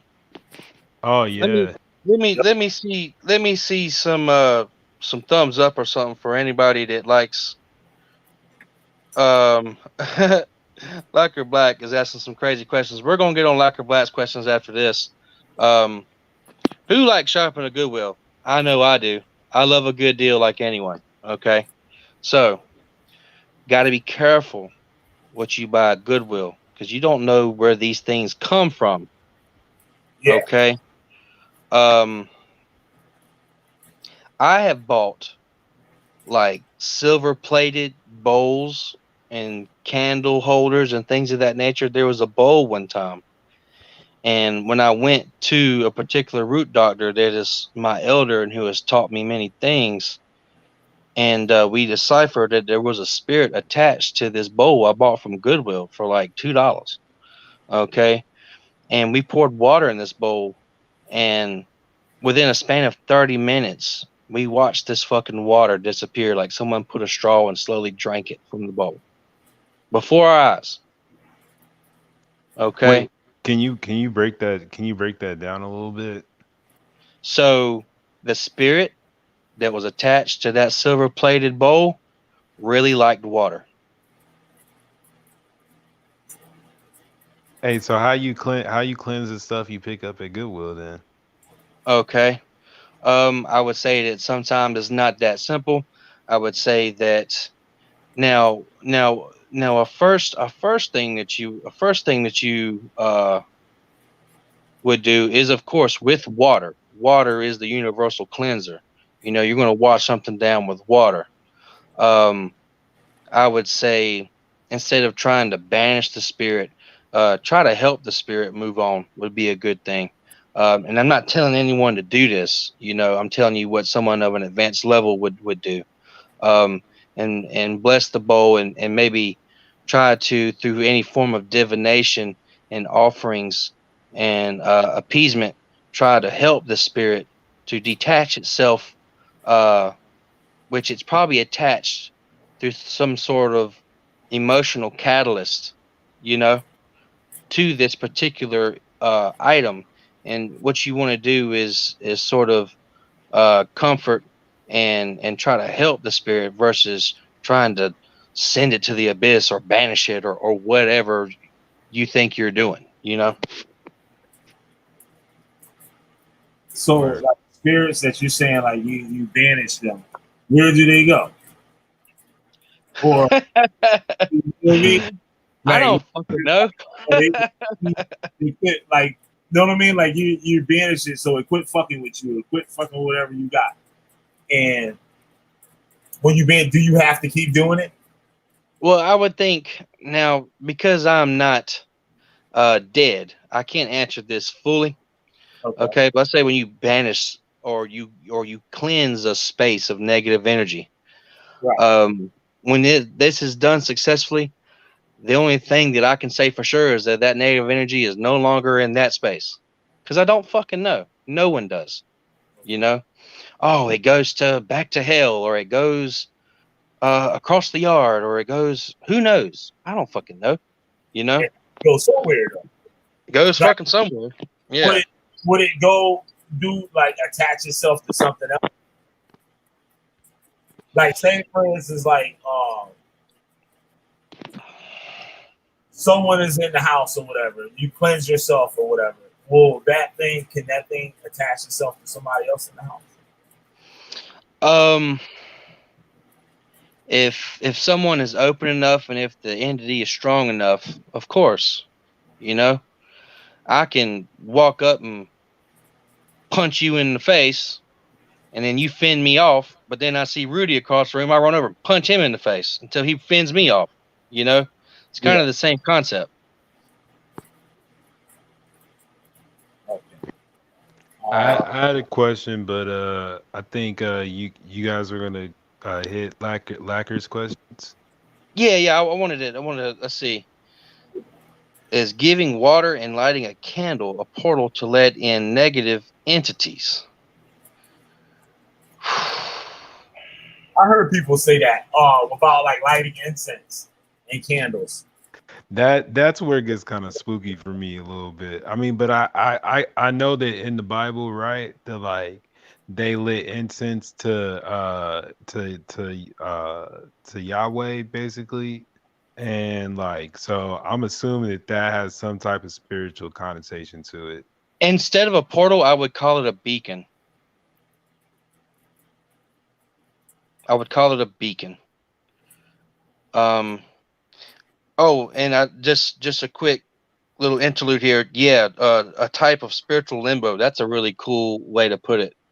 Because what is limbo? You know. So that's a really cool way to put it, Josh. But I would say it's more of a portal. I mean, not a portal, more of a beacon. You know. So some of those protective precautions that Rudy was talking about, would come into play, especially if you're not spiritually advanced. If you have any fear, that sort of opens a doorway into yourself. Having a lack of fear, or not a lack of fear, because you're going to be scared. I'm even scared, even to this day, whenever what we would call supernatural things take place. But accepting the fear, I guess, is the problem. Not fighting it or not running from it. Because I've seen crazy things, and then later my elders say if that didn't happen so fast, he would have ran. But I remember when I was there, I never had the desire to run. You know, so being brave is not the absence of fear, but you also don't want to be stupid at the same time. So what you want that candle in that water to represent and will it to represent is a big part of that. And that would be I'll be pretty careful, because if you're just like, if that is just like a flag that you're putting to the spirit world, like, hey, here I am, yeah, for sure, that's very dangerous, especially if from what I'm reading here, Lacquer Black, that you're an extremely sensitive person, and you're a woman, I'm guessing, so you're for sure sensitive. um I'll be careful with that. Don't laugh at me because of this next question, but I'm curious. Can you masturbate in peace without anything attaching on? Um, I would say, I would say, yeah, you can. You know, um, I mean, I've never had this problem. It could be because I'm a dude. Um, are are you? I'm trying to think of a word here. I hate being scared. Certain shit I can't unsee or unfeel. Um, when I guess when you masturbate, you are putting out a certain vibratory frequency out there, like you become the beacon, just like that candle in that water. So I would say the same rules apply. Okay. All right. All right. Like how you answer that. No, Malak, I haven't. I haven't worked with the sixth. Is that sixth and seventh book? What books are those? I don't know them by the numbers. I know them by the names. It's supposed to be a different Moses that from like I think the 1400s or something like that. Like the book, but basically it's just like a bunch of psalms out of the Bible. But they tell you what the psalms are for whatever thing you're trying to do. So it's basically like a spell book. And like you recite the psalms, and it got a couple like talisman type things and stuff like you're supposed to make or whatever. Right. I would say that yes, I have, even though at the time I didn't know I was. I do know like Psalms. I forgot this 90 something. I've seen those in practice, and I've seen that they are extremely, extremely powerful. David Blaine, I think, is an entertainer. So, Oh yeah, we really doing that shit. Yeah, I can't even speak on that because I don't even know. Masturbator brings succubus and incubus. Yeah, but a succubus and an incubus. I mean, I like sexual energy from women. Does that make me an incubus that's alive? So really, a succubus and an incubus is an extremely broad umbrella term. Everyone loves to fuck. You know what I'm saying? Sexual energy is great. Okay. But is there a type of entity that could like come to you that is trying to let's say like partake in that or like be present like for that? You know what I'm saying? Like not necessarily. Yeah, of course. But I mean like a like class, that's all they do. or like not all. I wouldn't like relegate all the activities to just that, because I don't know what else they do, but they seem to be present for that shit. You know what I'm saying? Yeah, yeah. I mean, like I said, it's actually we keep trying to pinpoint it, but it's very broad. You know. But is it broad in the variety of, or like it's broad in terms of like the activities of a spirit like that? If I'm understanding what you're asking correctly, my answer would be both. You know, all different kinds of people love sex, and there's all different kinds of sex. You know, so Or I hate to be so blunt, but that goes into the law of correspondence, as above, so below. Same thing with you. The same thing with the spirit world. You know.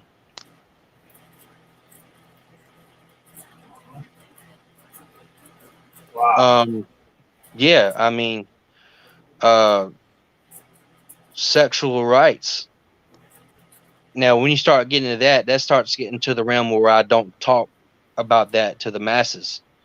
But uh, sex magic is an extremely powerful uh key. Okay, and I'm afraid I'm not going to speak on that any further. Just take my word on that. You have to understand.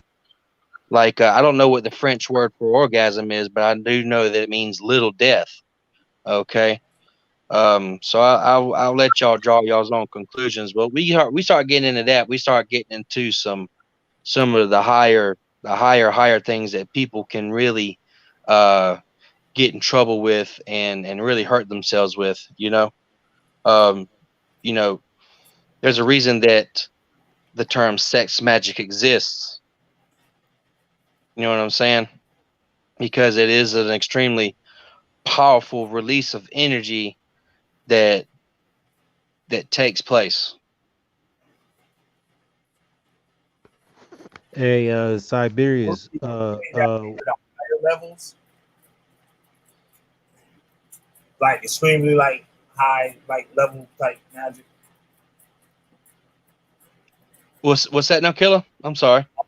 Would you say that's like a very high magic? Yeah, there's actually an entire lesson, an entire gnosis with a name to it and all that I've come up with for that. But I have to keep that exclusive. Yeah, Josh. I mean, I guess am I entertaining to you? You know what I'm saying? David Blaine, I don't know. I'm not a street magician, so I can't speak on if he works with any spiritual entities or not. I don't know.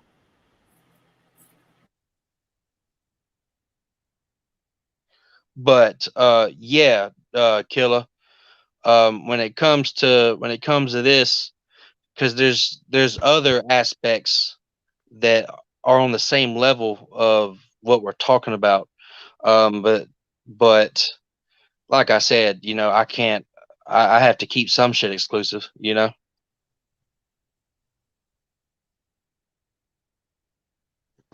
a Siberius. So, what do you think about the like the concept of jinn and like relation to the Goetia and like goetic entities?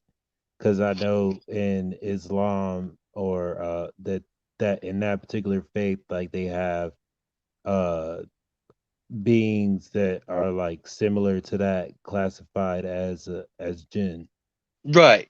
I actually am not an authority on jinn. I do know that they're supposed to be made by God from smokeless fire, and they occupy some realm between ours and the spirit realm, and that they marry and live just like we do, and they also die, but they live way, way, way, way, way longer.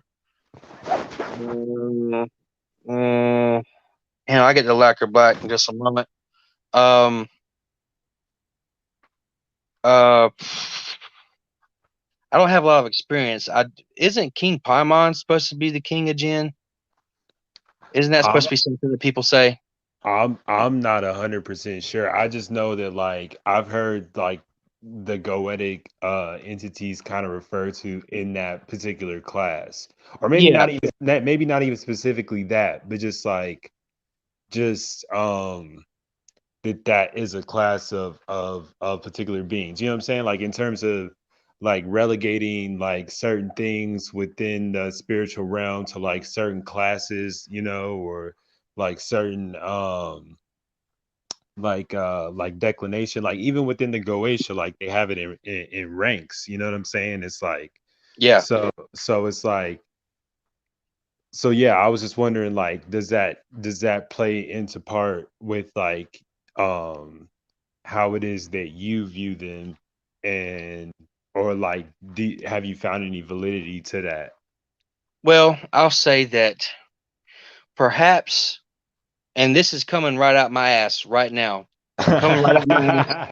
This is coming right out my ass live to you right now. Okay, Word. we're just sitting here thinking and talking with one another. Yeah, yeah, yeah. You know, with Jin being very earthbound, you know, and then you look into some of the Native American traditions, especially on that Lone Ranger movie with Johnny Depp. You know, demons of the earth or evil spirits of the earth or just spirits of the earth.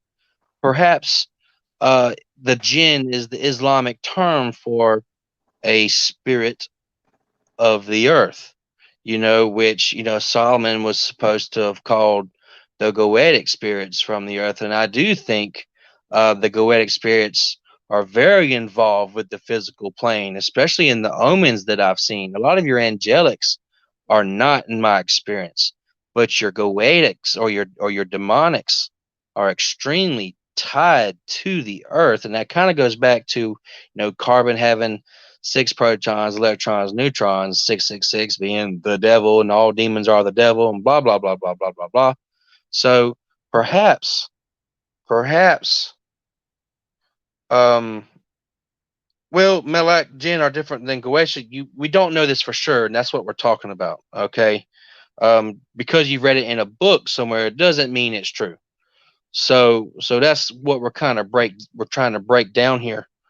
Um, perhaps Jinn and the spirits of the Goetia are the same thing. I don't know. Like I said, I know what Jinn are.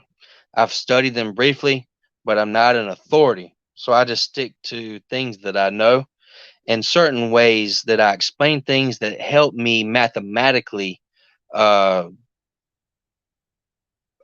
communicate and perform uh, the rites that I wish to perform. Okay, because in my mind, everything got to make sense. And one surefire way of making sure that things make sense is by numbers, is because numbers do not lie, but men do. And men write all these fucking dusty ass books everybody be trying to pull information from. So that's why I stick with the numbers and not the books.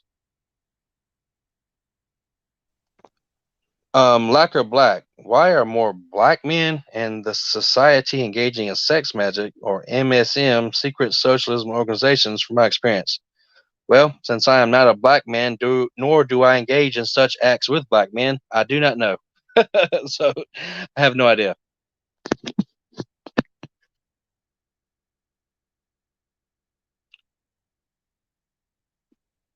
Oh shit. It's just me. Anybody got any more questions?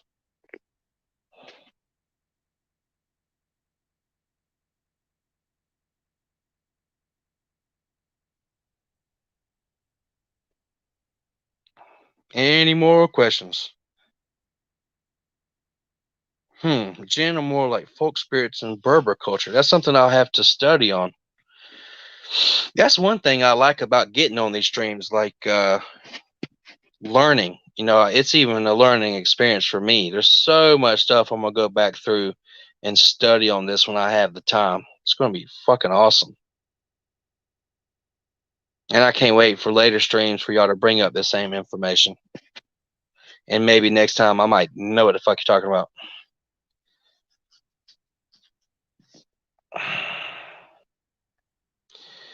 Any more? I guess it's my show now. Let's see here. Black or black? if you have sleep paralysis, what does it mean? Well, I myself have never had sleep paralysis, so I can't tell you from any firsthand experiences. I think that there is a scientific explanation where your body is still in REM sleep, where your body is paralyzed except for your breathing and whatever that term is for unconscious bodily functions like your heartbeat, things of that nature, breathing, so on and so forth. Um, and I think that there can also have uh, spiritual reasoning behind it. Um, it's never happened to me. I don't see why, if someone is spiritually vulnerable enough and an energy is strong enough and it is malevolent, wants to perhaps feed on your fear and your life force, and perhaps being strong enough to have you paralyzed laying in your bed and you conscious and not knowing why you can't move, and it feel like that there's something heavy on your chest. I could see how that could scare the shit out of someone, thus creating sustenance for a spiritual parasite, or what I like to call, coined by Siberius, the one and only, a spiricite.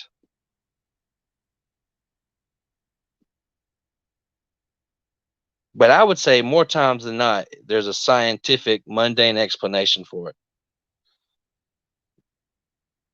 But that's my opinion. Like I said, I've never had sleep paralysis. I have astral projected. I've astral projected without doing it, like without constantly doing it.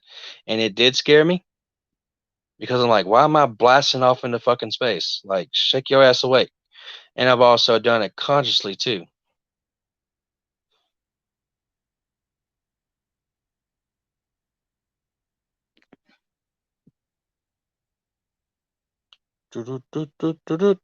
Let's see.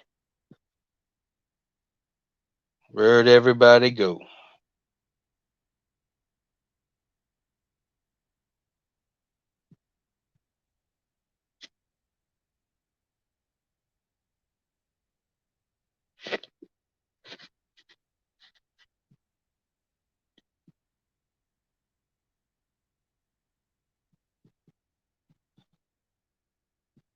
Any more questions? Y'all brought up some awesome topics tonight. Black or Black, I especially appreciate your questions, and Malak, you've brought up some interesting stuff. Josh, as always, really great. Let's see here. It's wonderful talking with Rudy. Negi, as always cool to talk to Negi. Negi over on the other side, think he was given the respect he deserved. Jarrell Shama, also asking some pretty dope stuff and put me on some game with a couple things, which is always cool. I love learning, love to learn. But yeah, as far as Nagy's concerned, I think he was given the respect he deserved over there with them fucking clowns over on the other side there. Nagy's super fucking smart, crazy.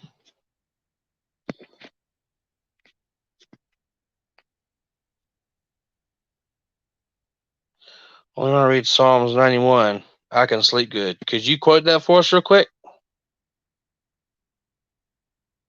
Malak, could you quote Psalms 91?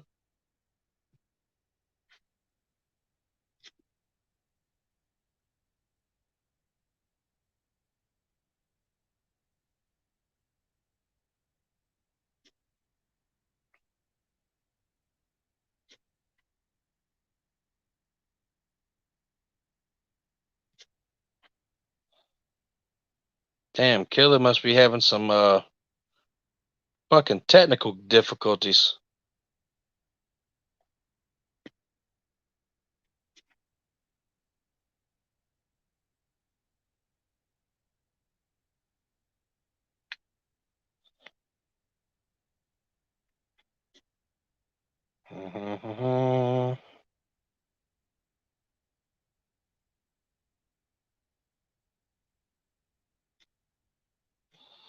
I would say to lack or black, I would say that men engaging in sexual magic rites, I think that that is a slippery slope. I think that you got some men playing the role so that they can have some sex. And I think that finding a man that genuinely is trying to um, perform a high level of magic through sexual rites, I think is probably a pretty rare thing. I read it out my stones to knock. Okay.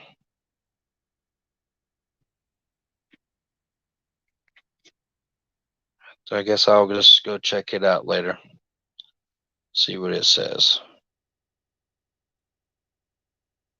You know, one thing, especially in spiritualists that do work for other people, especially for money, you're going to come across a lot of charlatans uh, and people that claim that they know this and that. And that's what I say, you know, especially when you find someone as a teacher. Okay, actually, Lacquer Black, I saw that you said something about, um, you know, not having a teacher because then you somehow sell your soul. I wouldn't say that. I've had many teachers, and what you have to do is you have to be critical. Okay, you have to be critical of these people that claim to be uh, high level spiritualists. Um, Joining this video debate league.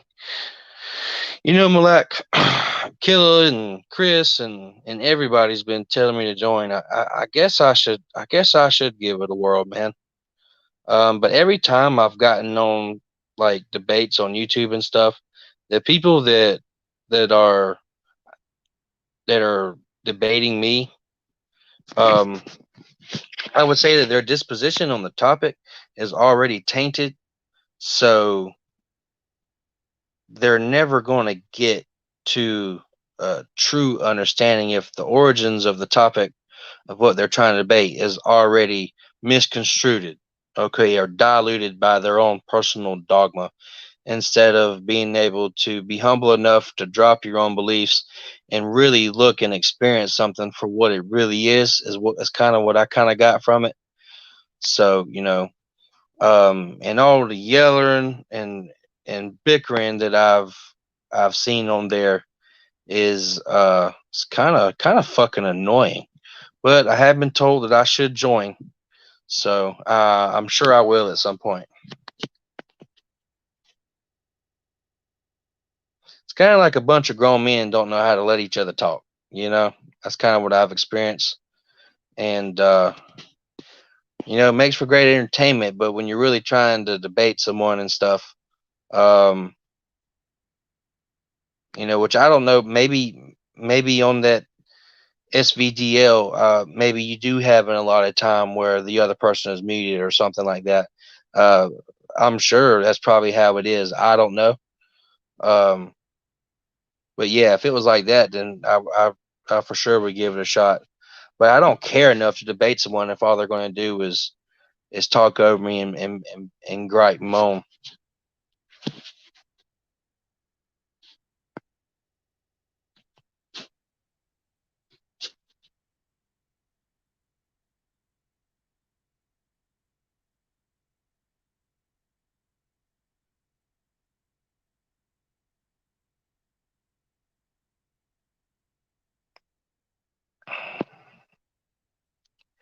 Well,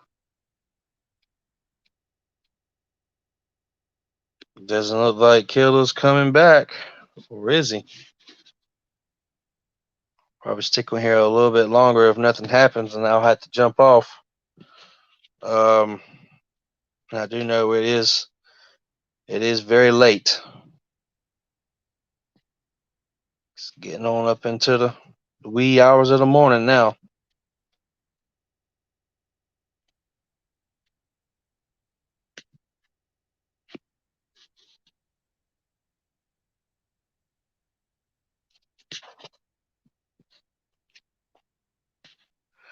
Alrighty, I'm gonna call it quits. Thank y'all, everyone, for tuning in. Thank you for your very engaging questions. Hope everyone has a great night. This is Siberius, the Sleeping Serpent. Please come check out my channel on YouTube. It's called Siberius, the Sleeping Serpent. I'm sure Killer B will put a link down in the bottom. And again, thank y'all very much. Killer B, thank you very much for having me on. I want to thank Negi and Rudy for jumping on as well. Always a pleasure. Everyone on this side is always super cool to talk to, and I want to thank y'all for that as well. And being the super cool, intelligent people that y'all are. Okay, so good night, everyone. Siberius. I'll let y'all later.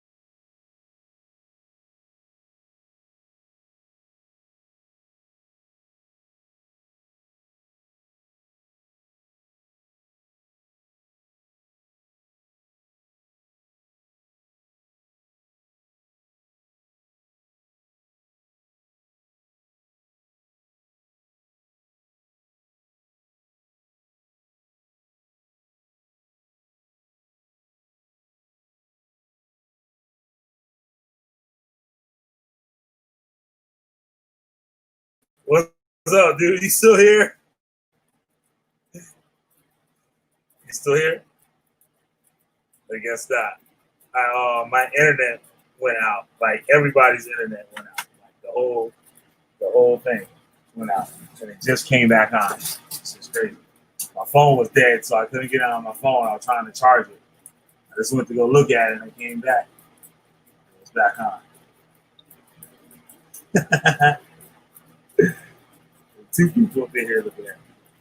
I wish I do. It was getting good. But oh yeah, I'm gonna give you guys a book on Pascal Beverly Randolph, sex matter. What's my back over there? Oh, the warmonger back up here. What up, Yeah. dude? Yo, Good guy, man. yo, everybody in that internet went out. Like the whole grid. Damn. Nothing. Yeah. And it just came back on. I had to bid my farewells, man, but we can I can continue for a few minutes longer if you like. All right. I know you guys left off on sex magic. That's where it had cut off at. Now I'm gonna put a PDF. Okay. Yeah, I'll put this book in here. I don't know if you ever seen it. Okay, we got Beverly back again. Randolph. Yep. Sweet. Well, he was already in here.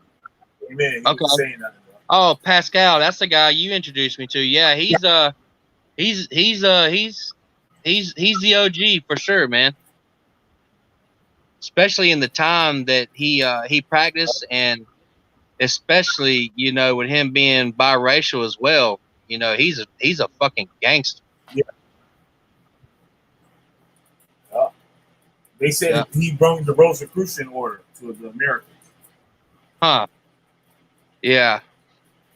Hey, didn't Blavatsky get a lot of her teachings from Pascal Beverly Randolph? Yeah, that's what I heard. I heard, I don't know if it's true or not, but they said that Madame Blavatsky killed him. Yeah. She poisoned killed him or yeah. Yep. Yo, that's wild. I'm gonna do a video on him one day. I just gotta get all my stuff together. Yep. That was the rumor. Even Aleister Crowley stuff from him. Yep. Yo, so is it true? He supposedly wrote Lincoln's speeches. He was a speechwriter for Abraham Lincoln. Wait, who? Aleister Crowley was? Pascal Beverly Randolph. Oh, okay. I thought I heard you, Crowley. Yeah, so I put that link in the chat. I think I did. Yeah, Check it out. It's one of his books. Hell yeah. Yeah, we can close up. Hanging out though. Still. Yeah, I apologize for that. That was crazy. I'm like, what the It's hell? all good, man. I know my shit mad dead. I was like, the whole shit was down. I was like, oh shit. Everything was down. No bars, nothing. It showed everything, but there's no bars on anything. Oh. Yeah, technology, especially with me, selling solar panels and how I'm so reliant on technology, it tends to let me down just about every time, man.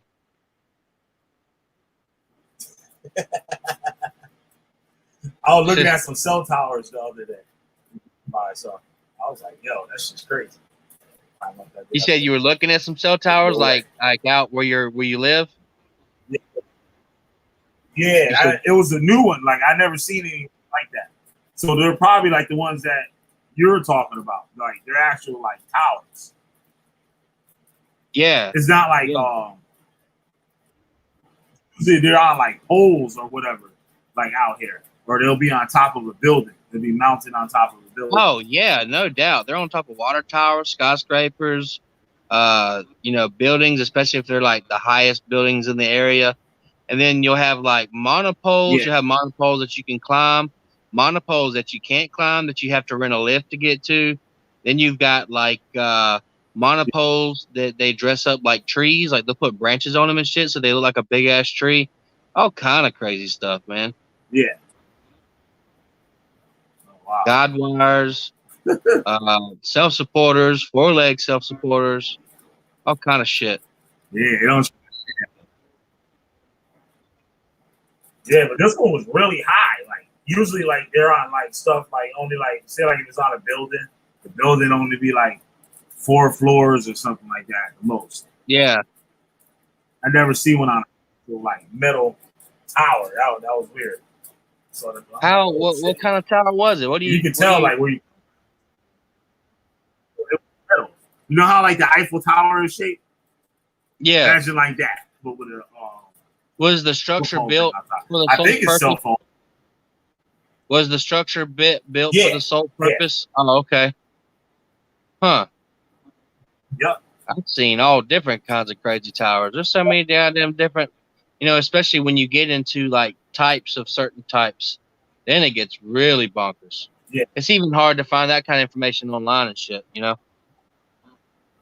got to be like in the industry to even know some of that.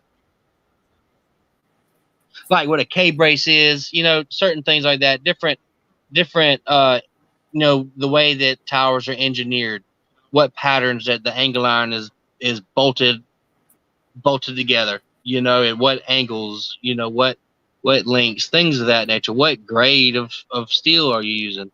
All that shit matters. Hey, I was sitting by a transformer and it was like really hot one of these past days. And like I heard sound, I thought it sounded like some water being poured. And like I looked up and I could have swore that the sound was coming from the transformer. Like, the little like the drums that they have up top there that look like trash cans a little bit. Yeah. Yeah, like is there like some type of liquid inside of those? I think there is, dude. I think there's like it's that same shit that you blew guns with, and it's also the same shit that you can make meth with. To be honest with you. Oh, for real? Yeah, I think it is. Don't quote me on that, but I think it is. Yeah. I was on P2P. P2P. Oh, I'm not gonna go try to make meth though. Nah, don't go try to make no meth. You leave that to the rednecks down here. To the what's the name of that show? Breaking Bad. To the yeah. Breaking Bad folks.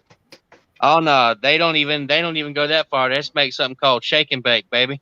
Where they take some Sudafed and some batteries, and they take a damn 2-liter and they shake the shit out of it. That's crazy. Yeah. It's called shake and bake. It's poor man's meth. Oh, okay. So it's not actual methamphetamine. Oh no, it is. Oh no, it is. It just ain't that. It just ain't. Yeah, it's a methamphetamine. It's just not that raw crystal. That clear. Hey, Siberius, what do you think about the notion of I think it was Sigmund Freud, like he used to do cocaine or something like that? I think you want to know my personal opinion on that. I think cocaine is a wonderful spiritual tool. I think it's a great thing to heighten your senses. I think it's a great offering. I absolutely do. I can see that because like other like cultures and stuff, like they use that for like an everyday thing. Yeah, for sure. Cocaine, yeah, it's not the best for you. Okay. But what is cocaine? Now, cocaine, because of the greed that's attached to it and the illegality, I don't even know if that's a word, illegality, but we're going to roll with that. People put, they cut it with bullshit. But cocaine, from a scientific point of view, is nothing but an alkaloid, which is a fatty molecule that's derived from a plant, Yep. Through some sort of non-polar extraction. That's all it fucking is. And was put on this earth for a reason, and your body can metabolize it. That's why you're only fucking high for 30 minutes to an hour or so, an hour if you're doing a lot, and it's really fucking good. And I don't do cocaine all the time. Don't think that people listening that I'm a cokehead. It's been months since I've done coke. But well, I'll tell you why. It's been months since I've done coke, because the last coke I did was some of the best shit of my fucking life, and it blew me the fuck out. I was like, I don't think I wanna play with this anymore. Like, this shit was too strong. Yeah, man, like these indigenous people and stuff, that's like part of their life. Like, you know what I mean? That's crazy. That's like the ayahuasca. And I've actually never, coke has always been an offering that's always been accepted by many different spirits, because, what does coke make you do if not make you feel alive? You know what I'm saying? If you ever done coke, it definitely jacks you up, makes you feel invincible, makes you feel alive, makes you feel immortal. So I think that the spirits feed off of that same vibe as well. So, like, are they feeding off the like the what is that called? Like an egregor? Like, are they feeding off like the like all the things that surround it, like the attitude surrounding cocaine, or like the? I definitely think I know what you're saying. I definitely think that's part of it. I mean, that's even, that's part of it for us while we do it, Yeah, but we also get like a physical like effect from it too, and like all right. corresponding things to that, Right. Now this I don't know, because I have a body. I've never been just a pure spirit accepting an offering from someone that has, befriended me or even deified me. So I don't know whether it's, the vibration which causes the physical feelings that we feel, and maybe those vibrations trigger different biochemical responses in our body that gives us those certain feelings by, our brains just flooding with, I don't know if it's dopamine or serotonin with coke, but like a feel good chemical. Yeah. Okay, so I don't know. I can't sit here and tell you that I know that, because I don't. But even we feed off the lifestyle. You're at the club, you know who the guy is, he's your boy, meet me in the bathroom, you know what I'm saying? Meet me in the back, whatever, meet me upstairs, whatever, oh man, I need an 8-ball, whatever. So even even that, even people that smoke weed, it gets to the point where they love the lifestyle. They love breaking it down. They love splitting the blunt, dumping the guts, rolling it up. Yeah. But to what Killer was saying, right? Like, these plants also serve to function like in like ancient like indigenous cultures, and like the way I heard cocaine being used was like for work, basically. Like, people would take it so that they were able to do like like people drink.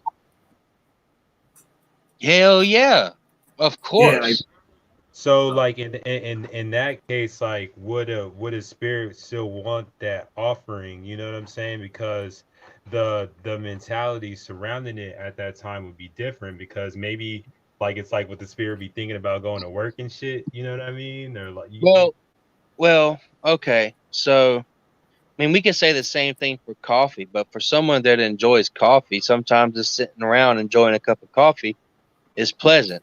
So, I guess that's a case by case basis. It depends.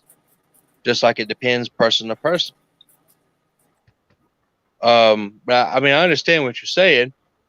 And you're saying that maybe in some particular culture that it was used solely for energy, for like drinking a Red Bull so they can go to work. I fucking doubt that shit. I mean, yeah, but I'm just saying, like, the aspect in which the entity feeds off of the offering, like, is it the actual thing itself, or is it all the like mentality surrounding it? You know what I mean? Because Well, I see, would well, this is where I have Yeah, just as so many questions as you. Go ahead, Killer. I'm sorry.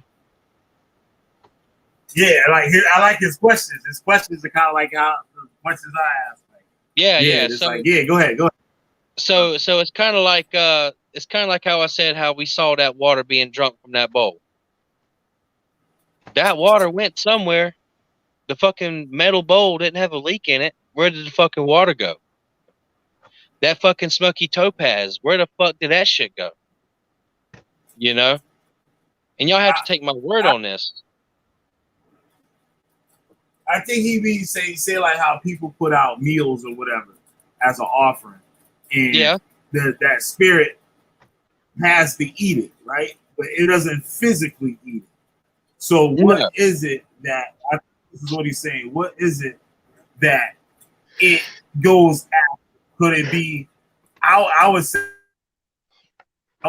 all the things that what you're offering, all the things that aren't seen. Say like the smell of it, right? You can't see the smell, right? Or Right. whatever gas come off, shit that's invisible. Like shit we can't see, the motherfuckers can probably see. So that's how I was looking at it. Like, Well, I like guess what are I they guess I guess we have to look at the aspects of it that are unmeasurable. Okay, like you can measure how much food is being taken. Now, even though this totally goes against me watching that water disappearing from that bowl over a 30-minute period, that was nuts. Now you can say that evaporation, maybe that was the conduit in which the spirit acted and feeding off of that water. I don't know. Okay. So let's think about, certain foods, and when you smell certain foods, and what sort of uh does that smell incite an emotional response within yourself? That's something that you can't measure, your feelings. So maybe that, sometimes smelling like if I'm having a rough fucking terrible day, but I smell something that smells good and instantly puts me in a good mood. In some ways, yeah, metaphysically and magically, you're feeding off of that smell, because magic is nothing but the manipulation of energy, and your mood is energy, and it was just manipulated by that scent through an emotional response that you receive from that scent, from something that may have happened in your past that was a pleasant experience, you know? like that's interesting how you said like with the water, how it evaporated so quickly. So whatever it was using evaporation to Yes, accept the yes. offering or Okay. You're going exactly where I was trying to lead you with that. Yes. So, you know, evolution versus creation sort of the debate there. It works hand in hand. Evolution is a tool. The different ways that or the physical properties of our existence in the universe we live in are sometimes merely conduits. Perhaps how that spirit drank that water, and this is just me, like again, right out my ass, was using the property of evaporation, but maybe that process was coached along a little bit, you know, through some sort of singularity, which is the energy from a spirit, because spirits are singularities. They're not bound by time space. Hey, Siberius, so you were Yeah. saying that like you you like don't really fuck with anything you can't like really rationalize or put your head Yeah. around, right? Yeah. So like how much of your spiritual practice would you say like will fall into the realms of like scholarship? And then how much would you say is more of a spiritual pursuit? Phew. yeah, I love this question. Yeah, that's a great question. It's kind of like And I actually answered this question. I don't remember what. I don't even remember what stream it was. Maybe because it's so late. And where your intuition is your greatest tool, but you have to be critical and logical at the same time, or your intuition will take you into la la land. So I would have to hit it with like a 50-50 as an answer to your question. Um, even me, as far as working with the Goetia, the Goetic spirits didn't come to me before I heard of the Goetic spirits. But now I retract that. There are certain other spiritual aspects that I did learn on my own, without without actually reading it, like that 369 9 representing God. See, I knew that before I even saw that shit. Okay, certain things like that. So it can happen, but as far as the Goetia, which is definitely um, the spirit, the group of spirits that I work with, that I have worked with the most. These are spirits that I had to read in a book somewhere. You know, so so I even have to ask myself, because you have to be critical of yourself. How much of this is real? Which I do constantly. But whenever I see things happen, but then you have to go back and think, well, is this an egregore of myself? And that's where you have to decipher for yourself, was this an original thought, or was this something that came from somewhere, a foreign thought that has entered my mind? Is my intuition trying to take me down the fucking la la land hole, or is there something concrete here? And that's something that can only be decided within yourself. Okay. To that question, right? Okay. You said that when you do like goetic practices and stuff, that like you like basically deal with is it bio? Yeah, Is that bio. okay? So you said that he gave his name to you, right? And it Yes. was like a particular spelling, right? Yes. So how was that done? So it was kind of like, maybe it's actually even fuzzy because so much has happened. But I remember it was like I was watching some shit on YouTube or whatever about the Goetia, and I studied the Goetia, and then all of a sudden I had this foreign thought. This was not an original thought of mine. You know how you think, you know what you're into, you know what you like. This all of a sudden, bloop, something's in my head, like, wow, what is this? And then as I was like reading the news on my phone or whatever, I would see like a BA and an EL, but my mind would connect those. You know what I'm saying? Like it would be tailored to me personally, as all these omens are, because you live in your own personal universe. Okay, so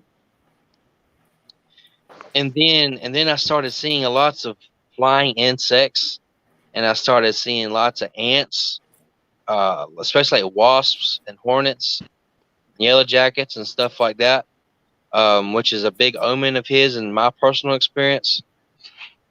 And then it was definitely, like you've heard me, you probably hear me say a lot, you know, um, spirits communicate in either nature or technology. So it was definitely through technology, which is the conduit in which I make my money.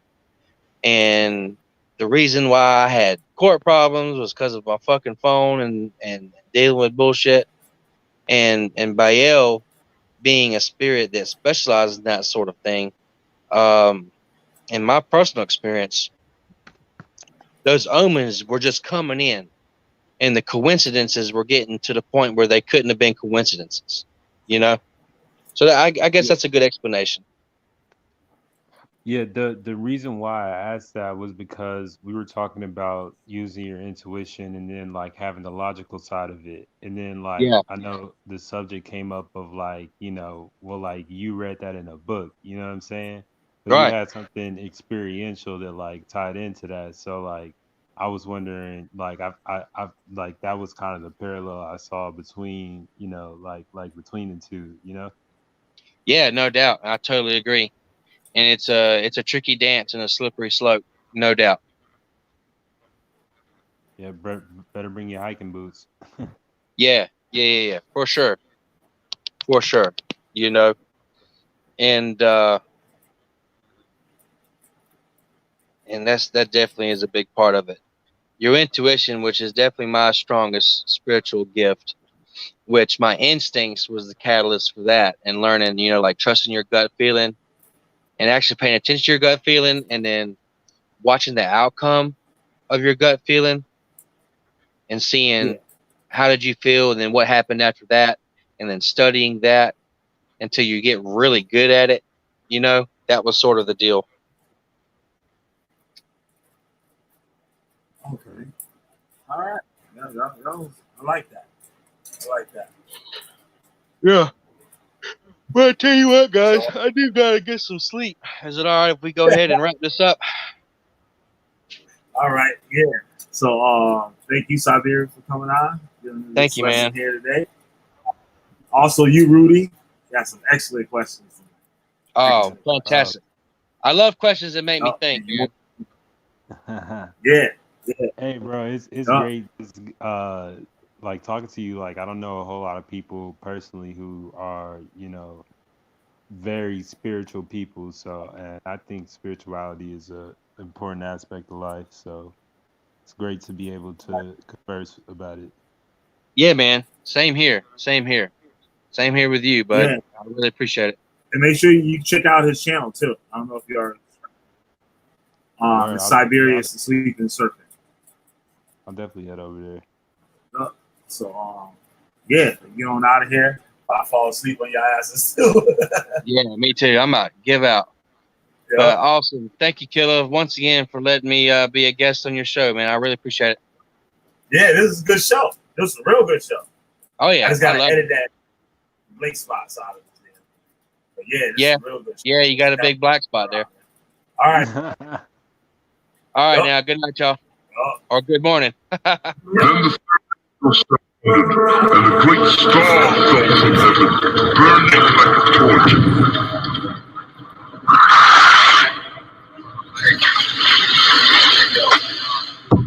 No escaping, popular vacation, overrunning bank statement, lacing on pavement. Say man, happiness around the corner, hook up before performers, the time for the form. A rhyme technique form is born, a swarm of pyrotechnic arm, flaming up the Dutch, the crush handed out and such. To my metal mouth clutch, I'm too sephardic for retarded.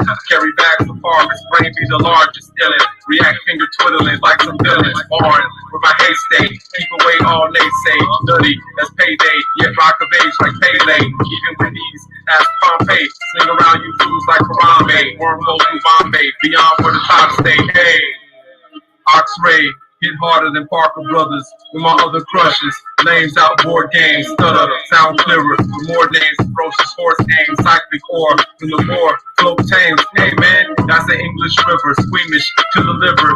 Phoenix to the river, remix will deliver. Active action doses, the way hope poses. Ultimate posterizing motives when I like the right voters. Despite the bright moments and fake star moments, no opponents. They poison in the stomach like some rodents.